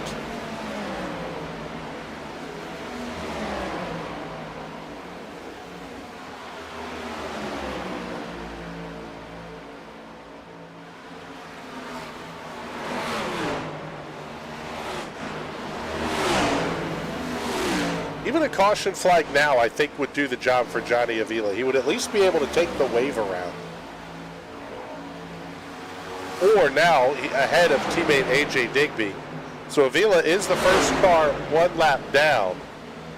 Let's take a look at pickup race leader Tyler Seville and see where... well, don't have enough data here on... Johnny Avila is saying it would be about 220 laps or so before they would catch each other, which is obviously not right.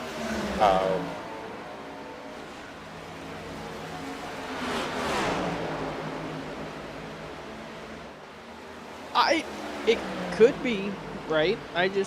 With only 56 laps to go, I don't see him catching them with 200 more laps. Well, no, now that he has a lap under his belt, it's saying 46 and change as it stands as that right average now. comes down. Correct. That average is going to keep falling lap after lap, that Johnny Avila is turning faster than Tyler Seville.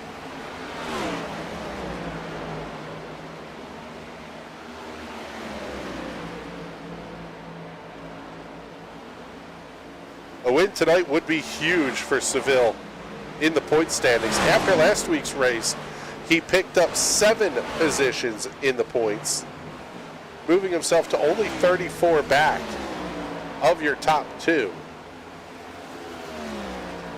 Andrew Moore Jr. was 3rd in points. He is running in the 20th position tonight. Quentin Clark, running 3rd, was 4th in points, so he'll make a move up 1 position here on Andrew Moore Jr., at least as they run right now. And it is a very close fight between Colton Harvey, Josh Salcy, Hunter Waters, Tyler Seville, Braden Carroll, Jeff Yenish, all within a total of about 10 points separating those cars.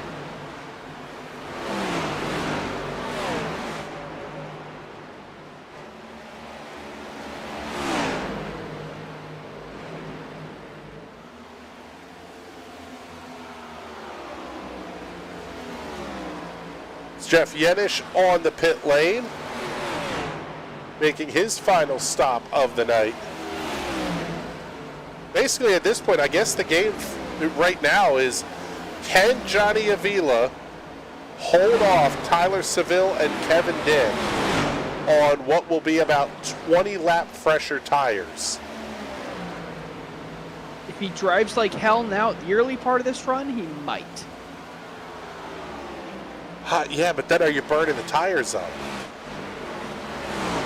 I mean, he has to manage the tires to run incredibly consistent laps.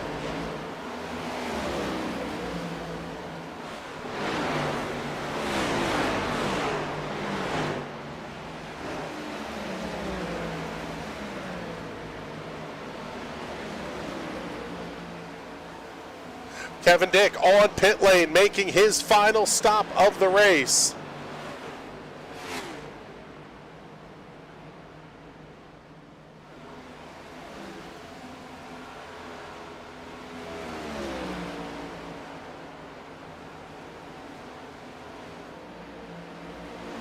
I think this is maybe a case of wanting to get closer on tires to Johnny Avila's. Tyler Seville also going to come down pit lane. So your 2 race leaders throughout the course of the night tonight on pit lane. Kevin Dick down and away, 14.5 seconds for 2 cans of Sunoco fuel and 4 fresh Goodyear Racing Eagles. Tyler Seville hitting his box crew, working the right-hand side of the race car. Very quickly around to the left-hand side is Hunter Waters, also on pit lane. There you see it. He's down and away, but bring the box up here. Johnny Avila trying to get around Kevin Dick. That is a battle for position. Johnny Avila not nearly as far ahead as he wanted to be. No, this feels like maybe not the best of spots for Johnny Avila. Yeah, Kevin Dick pitting a lot earlier than he had to get those fresh tires on the car and not give the undercut to Johnny Avila. Yeah, basically it was like Kevin Dick played the undercut from ahead. Yeah. Yeah, didn't let Johnny Avila pick up a huge gap on them while they were on the older tires. And now Kevin Dick is going to finish this race with younger tires than Johnny Avila. Correct.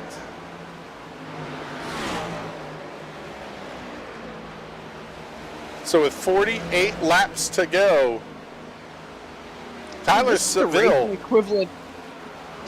Just a racing equivalent of a blind side. Just, you know what? I figured out what you were doing. just going to come in there and absolutely take it from you. Yeah, let's take a look here, though. Tyler Seville, about 3.3 seconds, 3.4, and increasing the gap over Kevin Dick and Johnny Avila. This race looks like it's Tyler Seville's to lose at this point.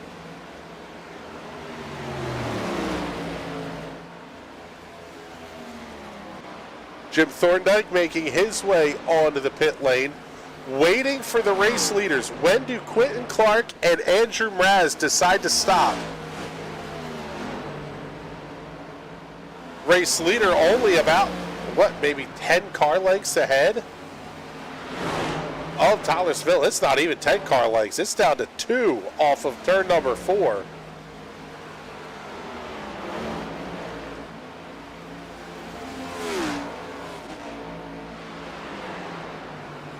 Tyler Seville putting himself back on the lead lap. And this is where a caution flag would absolutely grenade things. Tyler Seville would be your race leader. Quentin Clark, Andrew Mraz would stop as Clark going to come down pit lane this time.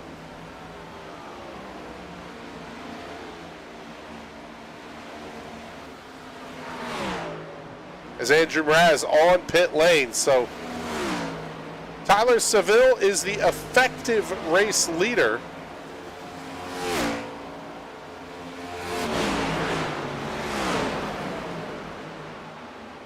Kevin Dick about 2.8 seconds back.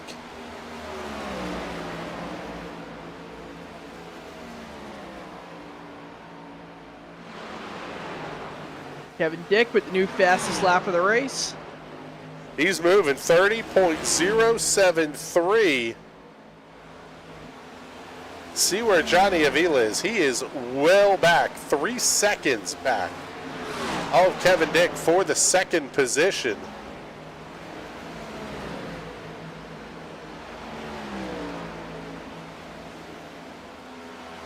The 11 needs a bonus from Chubby's. A lot of screen time tonight.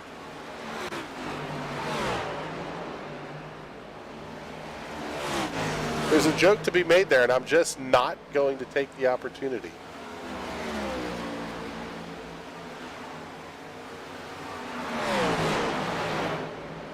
However, we can show your race leader. Not only is he your race leader, but he's also your hard charger of the night as well, up 13 positions. Good run for Dean Gagliano up to the 11th position. He's up 11 from where he started. AJ Digby, Justin Rideout, and Hunter Waters. Your top 5 in terms of the hard charger.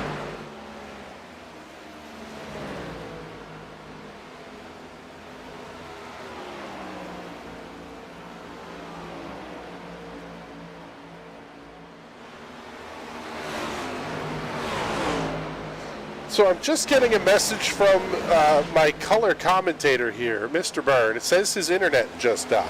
Are you now on the cell phone or something?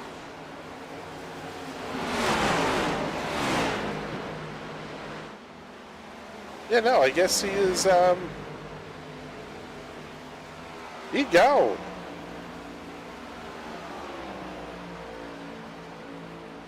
So we'll see if Mr. Byrne is able to join us back here in the booth.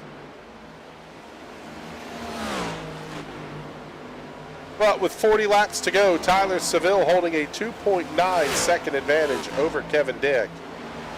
Johnny Avila currently runs third and gaining a little bit of ground here. Well, maybe not. Let's take a look at the lap averages here. Yeah, he's showing about 6-7 tenths of a second slower than Kevin Dick and Tyler Seville at this point.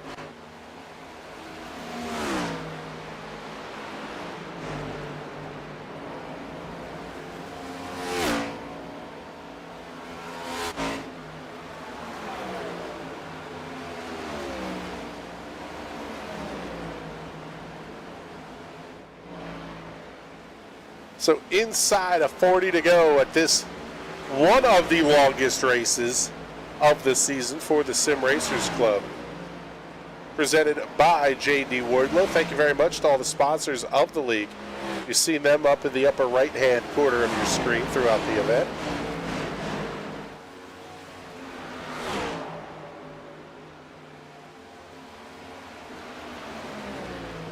Everybody has made 3 pit stops.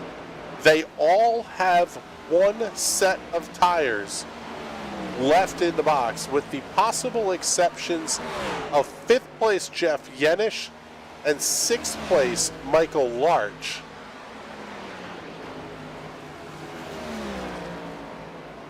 So a caution flag late in this race would allow everybody to come down pit lane, put fresh sneakers on,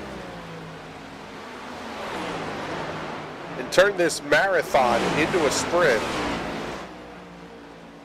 However, we kind of just have not seen that coming here.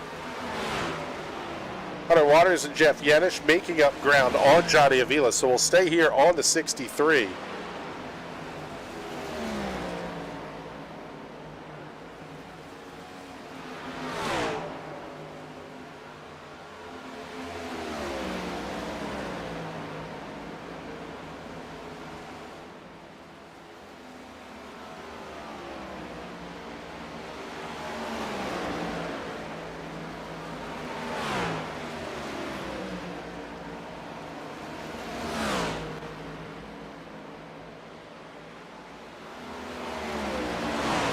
Let's give you a kind of a full field rundown here, at least of the cars that are on the lead lap. Tyler Seville, we've talked about him a lot tonight, having a fantastic run. Started this race in the 14th position and has just played the strategy and tire management game to absolute perfection, holding a 3.3 second lead over second place running Kevin Dick. I just mentioned him, the pilot of the number 52 Custom Paints and Designs Chevrolet Camaro for Pie-Eyed Racing. Kevin Dick started on the pole here this evening and has been at either the front or the effective front of this race throughout the entire night, picking up 10 bonus points in total over championship rival Johnny Avila, looking like he's going to pick up a couple of more in terms of race finish positions as well. Hunter Waters running in the 3rd position. We've hardly talked about the guy all night long. That Hunter's Fried Pickles number 7 machine out of the Will Worsler Racing stables, up 5 after starting in position number 8 here tonight. Couple of incidents for that car, couple of incident points, I should say. But those can come with even just a little scrape of the outside wall. But overall, still a pretty strong run here for Hunter Waters tonight.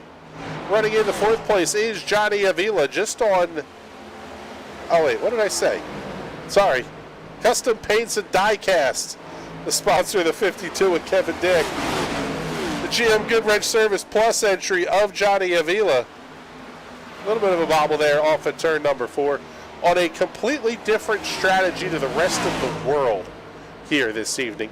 Started in the 6th position,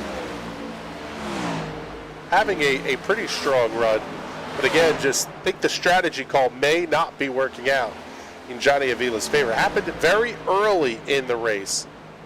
In fact, may have even been at the first stage break. But Johnny Avila electing not to come down pit road, and he has been off strategy the entire night to this point.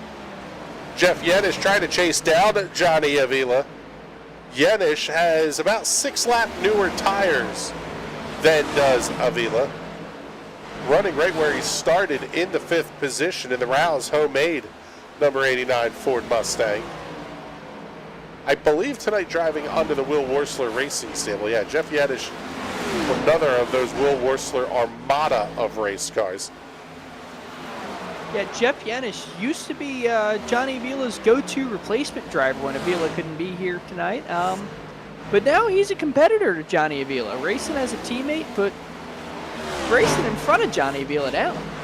He's back from the dead.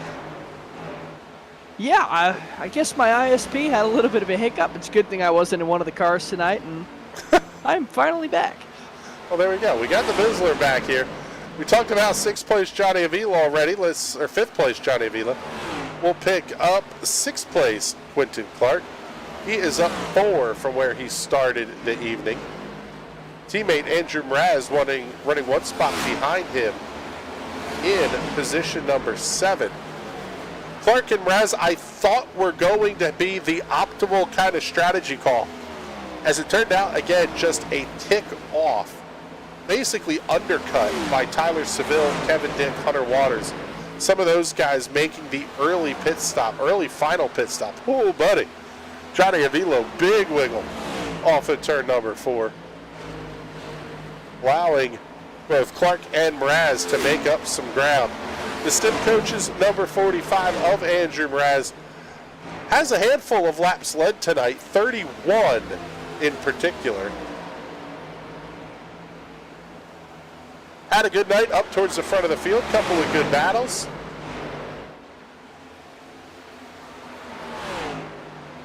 And I think that's where we'll kind of end our field rundown here, because this is a good battle between Clark, Avila, and Mraz.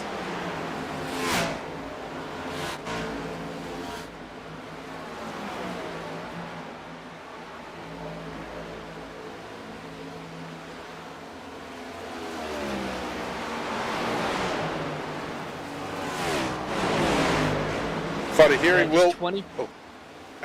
Will Worsler talk about how good Tyler Seville has been on the tires tonight.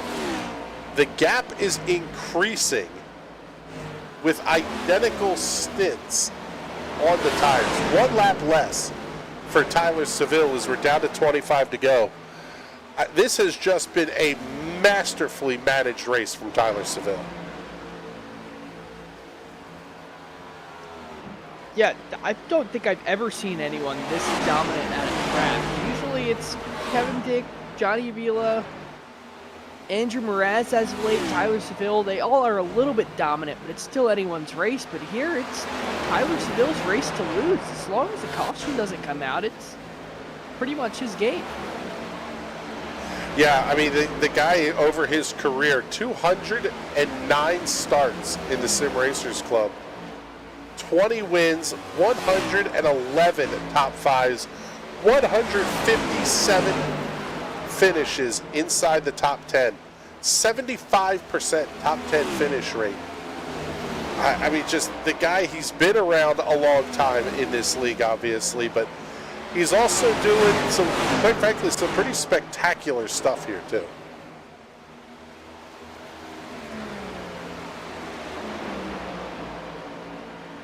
Amongst the drivers that are active in the series, Sim Race Hub puts together an average driver rating, kind of similar to the NASCAR Loop data. Colton Harvey is tops among active drivers. I don't know how this is possible, but somehow you are ranked 19th, Mizzle, and Kevin Dick is ranked 20th. Sorry, I missed the metric. Which metric was this? Average driver rating. I have to figure out, I'll have to learn how they compute that, because that just blew this entire thing out of the water. There is no way my average drive. I have 1 start in the Premier Series. Well, no, okay, it's going over the entire Sim Racers Club, so it does include the Truck Series. It does, okay. Yes. Yeah, I did do, I didn't win the Truck Series championship, but I didn't do half bad in the Truck Championship either. I believe that's one of the very few times I've actually put full effort into an iRacing series. I actually know what I'm doing on this simulator if I try. Yeah, if you're not a 12-pack deep, you're pretty talented when you want to be. Hey, I was only 8 deep for Vintage Indy. Tyler Seville about to catch Troy Haight in the number 28 machine. The Woodfather car about to become the first car 1 lap down. Troy Haight, though, running in the 10th position here tonight. That tells you how dominant Tyler Seville has been. Quite frankly, the handful of cars that are at the front of this field. I really thought this was a strategy game. This was a tire management game. It is what the long of this was. It is really what we're seeing.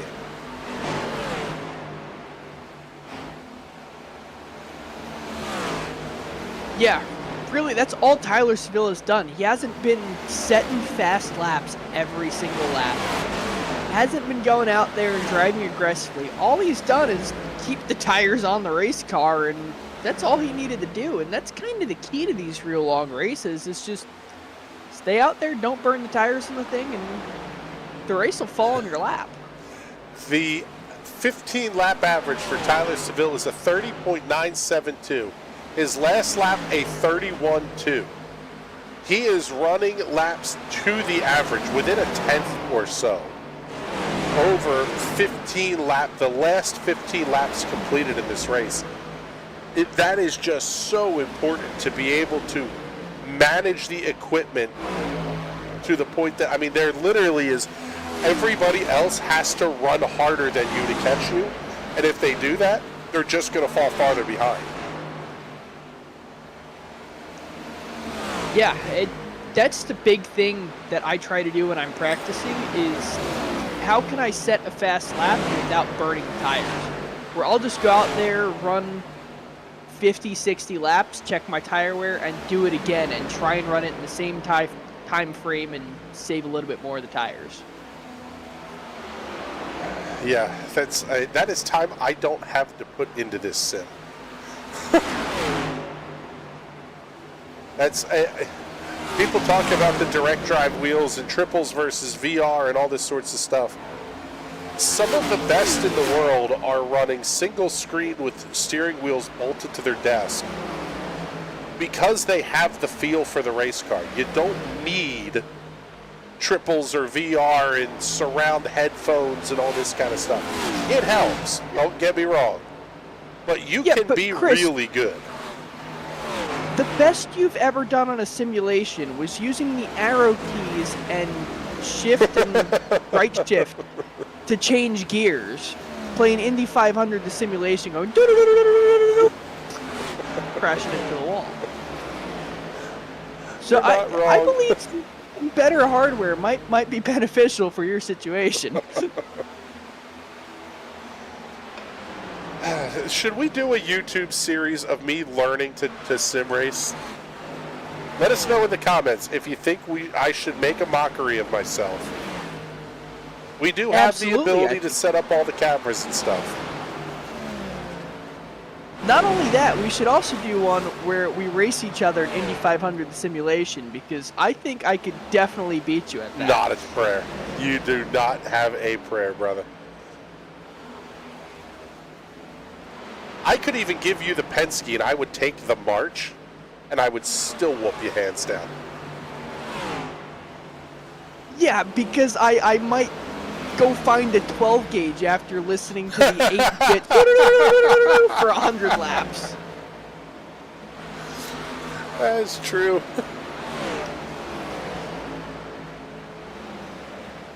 Leave my 3.5-inch floppy disk games alone, okay? Do you still have that Atari cartridge in the game? I got you. Yes, I do, actually. That is a collector's piece. Speaking of collectors, Tyler Seville about to collect another win here. He will see the 10-finger salute at the start-finish line. Couple of extended palms. Just 10 laps to go here at the Charlotte Motor Speedway. We are just past the 11 o'clock hour here in the East. Robert Kreiser says, nah, I am not interesting enough of a human. I guess I couldn't be Jimmy Broadbent, is what he's saying. Yeah, but I still think it'd be really fun to go through, like, a bottle and a half of gin and try and teach you the Nürburgring. No, that's one you won't get me on. do a shot every time you hit the wall. Good test track. Terrible racetrack. Although the last time the U.S. Open wheel cars were there, they put on a great show in both classes. They will be coming up here tomorrow night with I guess the A minus team at the controls. Have I been promoted from B team to A minus team? I believe you have. We will have Bizzle and James Watson in the booth tomorrow night. Possibly Johnny Avila. If he gets his act together in this race tonight, we might invite him back to the booth. Robert Kreiser saying I'll run the wall down. You're not wrong. The 42 took third from Hunter and is tracking a podium finish. Good run for him. Yeah, Quentin Clark having a fantastic run tonight. Although that fight may not be quite over yet here. Let's pick that one up. Well, the gap 4 car likes as they cross the start-finish line with 7 to go. Robert, I need to get in one of those micros out at Lanco. If you guys have a car big enough to squeeze my fat ass into it. And if you don't have one big enough for Chris, I will happily fit. Yeah, actually, you're about Mike Kreiser's size. You could fit into a 270 or a Sportsman. That would make great television. 270.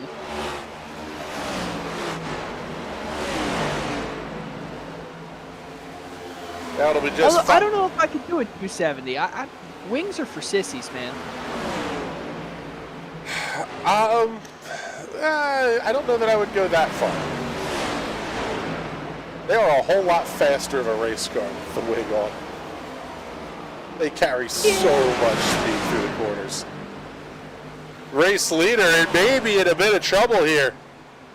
He's got a whole pack of lap cars.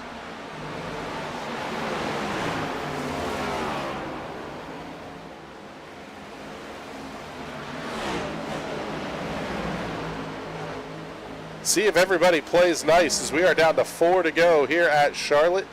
The lead almost 6 seconds for Tyler Seville. I was just about to say, with a 6-second gap to Tyler Seville, even now down to 5.5, I'm not sure he has to fight to get through this lap traffic. Just kind of pick his way through when the doors open.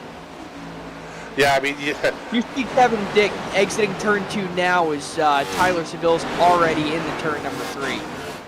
Yeah, this is a hold on, don't run, you don't gotta do anything.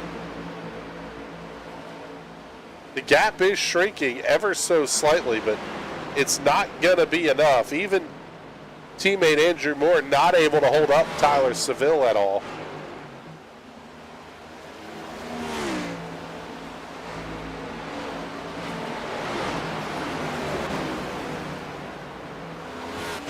I could kind of go for a caution right about now, though. A green-white checker shootout with everybody on fresh tires. Hate it for Tyler Seville. Well, if we do that, then what was the point of running the last 199 laps? That's why I don't like NASCAR's overtime procedure, quite frankly. Wow. Robert Kreiser talking about me getting into a race car, saying I think we'll need a can of Pam cooking spray. Savage. Wow, from the top rope.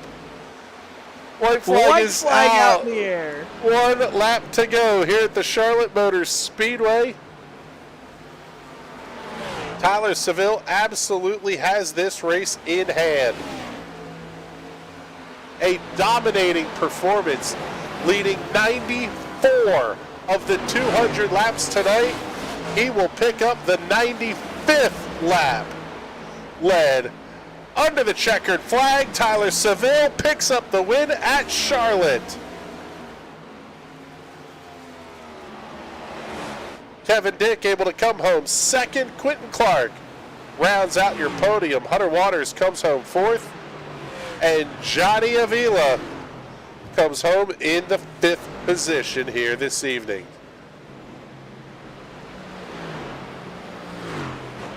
That was a beating from Tyler Seville.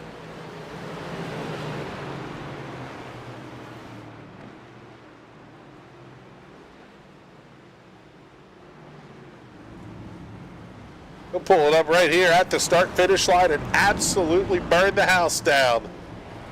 I'm waiting for one of the other WWR cars to come absolutely send them out of the park. Yeah, I think that would be Hunter Waters. Maybe Johnny Avila. Ah, it was Hunter Waters. There's all the Will Worsler Racing guys coming in for the party.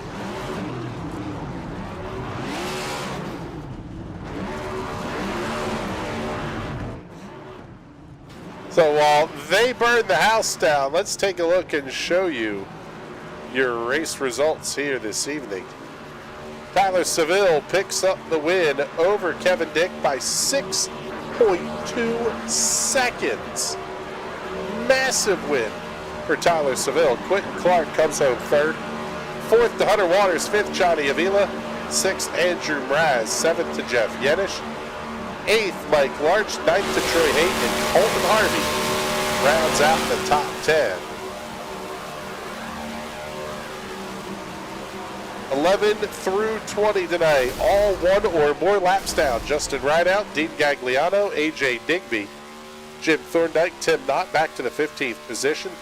Followed by Tom Wilhite, Lee Campbell, Daniel Pinkston, John Moeller, and Andrew Moore Jr.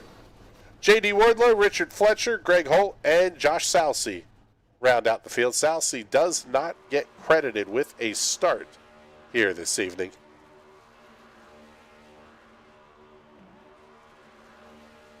One of those races, Patrick, where I think we may go back towards the end of the season and say it wasn't the reason that somebody won or lost a championship. But again, another podium for Kevin Dick, more stage points. What was a 10-point gap looks like it's going to be about 18 by the time they get out of here tonight. Now, I don't want to rip on Johnny Avila too much. He did make it to round 2 of the Road to Pro Series, and I would imagine that 110% of his attention is focused on that, and that's why his results seem to be slipping here in the Sim Racers Club. So, as easy as it is to say, he's slipping back there, and I don't think this is going to be his year to win the championship. I think he's got a bigger prize on his mind right now. Yeah, that's definitely something that these guys put a lot of thought and a lot of effort into. And quite frankly, a whole lot of work as well. But let's get the, we'll get everything ready here for the podium ceremonies and our Victory Lane interviews here. Let's see.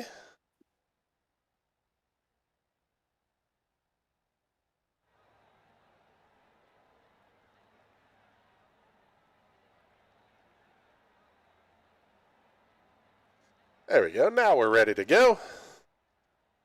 Let's bring up our race winner tonight here, a guy who absolutely annihilated the field, both on strategy and on tire management. Tyler Seville, congratulations. One of those wins we do not see very often here in the Sim Racers Club. Yeah, I think this is 3 in a row for me here, so we might have to rename this track the Chubby's International Speedway like it was for Jimmy Johnson and Lowe's back in the day.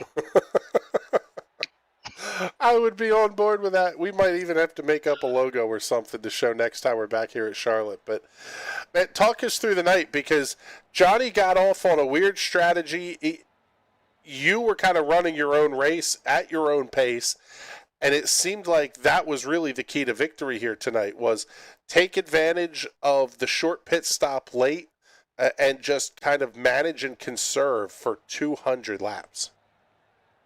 Yeah, this league at this track has a tendency to really go green. I think in the past we've had like a completely green race here. I questioned Johnny and AJ's strategy. I think if it could have worked had Johnny and I's pit stops weren't I think within like 10 laps of each other because I pitted shorter than I did the second to last time there, and he wasn't able to make up that time on me. But this Chubby's Toyota Camry was just lights out on the long run tonight. When did that final pit stop, you made one lap after Kevin Dick made his stop. Did you make that stop to cover his move, or was that just, this is my window, this is my mark, and I'm going to stop here? A little bit of both. I had originally planned on 50 laps to go. It was going to be something that was going to be my lap unless I saw Kevin dive in, because I think I was holding like a 2-second gap to him. So it just worked out perfectly that one lap later was when I wanted to pit anyway. And then I had a really good entrance and exit off of pit road and was able to extend that gap over him a little bit. Yeah, and this one I have a feeling is kind of a kickstart to maybe not a championship run, but it's definitely going to put you into contention here. Not making up a ton of ground on Kevin, but with how tight everything is, you're looking at being third or fourth in points by the end of the night. Yeah, I just got to keep plugging away with it. If I can keep knocking out top fives, the points will kind of take care of themselves. I need to work on my qualifying. I struggled with that even today on lap 2 of qualifying. Because starting up front allows you to finish up front, but thankfully I was able to get some good stage points in both stages today. Well, great run for you tonight. Congratulations on the win. And before we let you go, do all the big sponsor plugs and thank yous you got lined up. Yeah, shout out to my sponsor Chubbies. Shout out to my teammates, Hunter, Johnny, AJ, and Richard. Jeff was with us in Discord today. Shout out to Will at home. And I told Richard if I won 3 in a row, it was going to be like if we won 3 in a row on PUBG. It was a winner chicken dinner. Oh, that's beautiful. All right, brother. Well, thank you much. We appreciate you coming to hang out here for a minute. Now let's bring up the guy who was second overall tonight. A very good run for Kevin Dick. And, man, talk us through kind of that last pit stop, because you made the undercut and Tyler said it was kind of right where he was going to go anyway. But did you think that might have been the move that would get you the win? I don't know. Tyler had more speed than what I had. I just really struggled there mid to late run. So, I don't know, 150 was where I sort of planned, just to split that last 100 in half.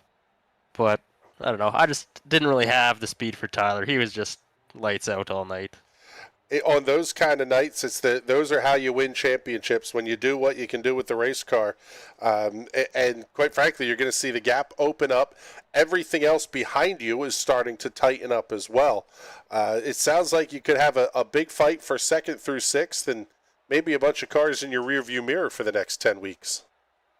Yeah, just got to keep doing what I'm doing and have 3 good weeks here so far. So just got to keep my fingers crossed, keep doing what we're doing, and see where we come out here at the end of this thing. Well, I'll tell you what, it's been it was a fun night tonight. Talk us through briefly here. 200 laps around this place is a long run. Do you do a lot of long races like this, or are you more of the kind of hour, 90-minute league racer? And how do you prep yourself to run this kind of just marathon that we ran tonight? I don't know. I'll run whatever we run. I don't know. These longer races, I don't mind them. Definitely a little bit more.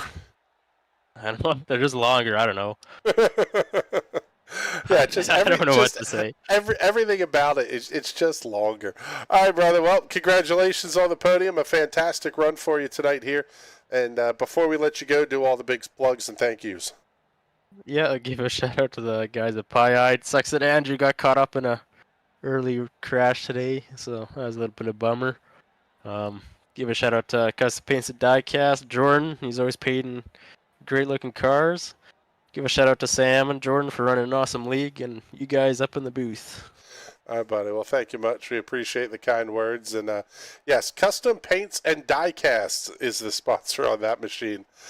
Bring up now our third place finisher tonight, Quentin Clark. And I'll tell you what, at one point tonight, Quentin, I thought you and Andrew had the race winning strategy that everything was going to kind of time out just right.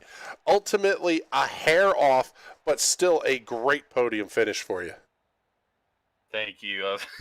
A lot of work, and I'll admit I'm relieved to be here talking to you after that because we sort of thought that too after how well stage one, or not even stage one, but the first full green flag run went for the leaders and didn't go for us. So we thought we'd try to flip it and hope it would work out.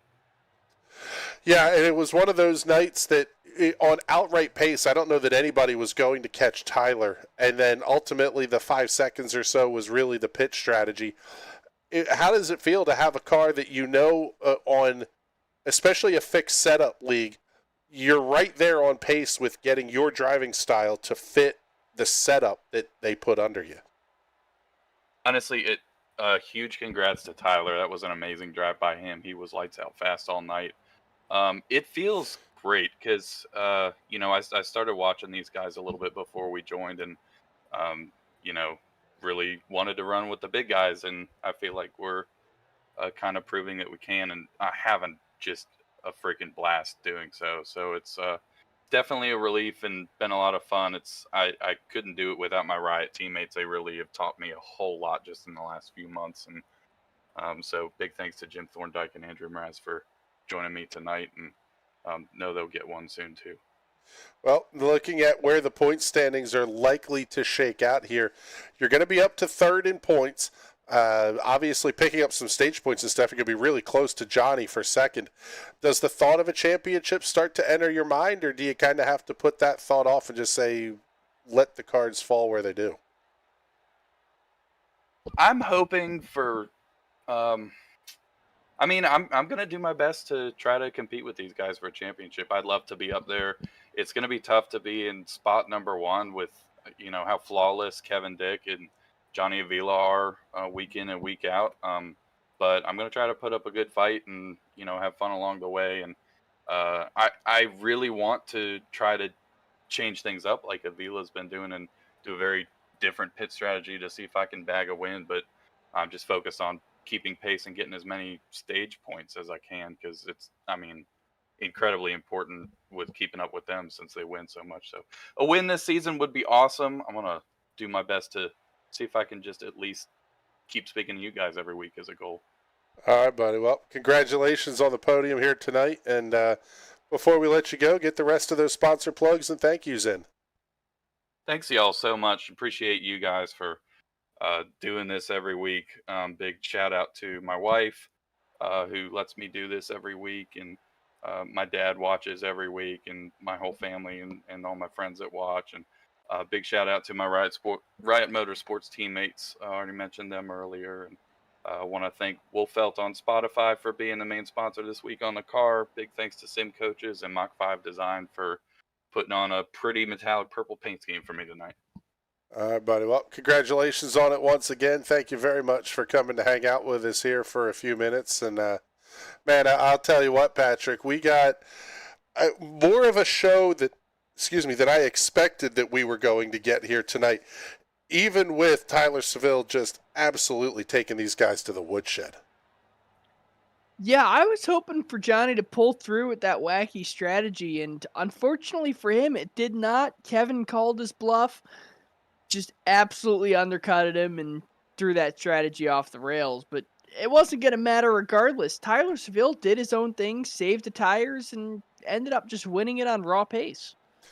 Yeah, I think that was probably the big key of the night was manage your stuff, know that it's a long race, and Tyler Seville did that to absolute perfection here tonight. We've got a big show coming up for you tomorrow night as well. It will be the Stars and Cars of the U.S. Open Wheel Championship coming to you from Road Atlanta in Brazelton, Georgia. That will be Bizzle and Watson on the mic for you guys tomorrow night. I will be back on Monday for the Silver Crowns, round number 2 of their 12-week schedule. And then we're right back here next Wednesday night with the Sim Racers Club.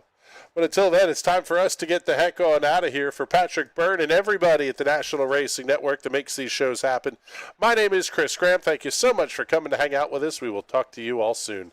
Have a great night, everybody.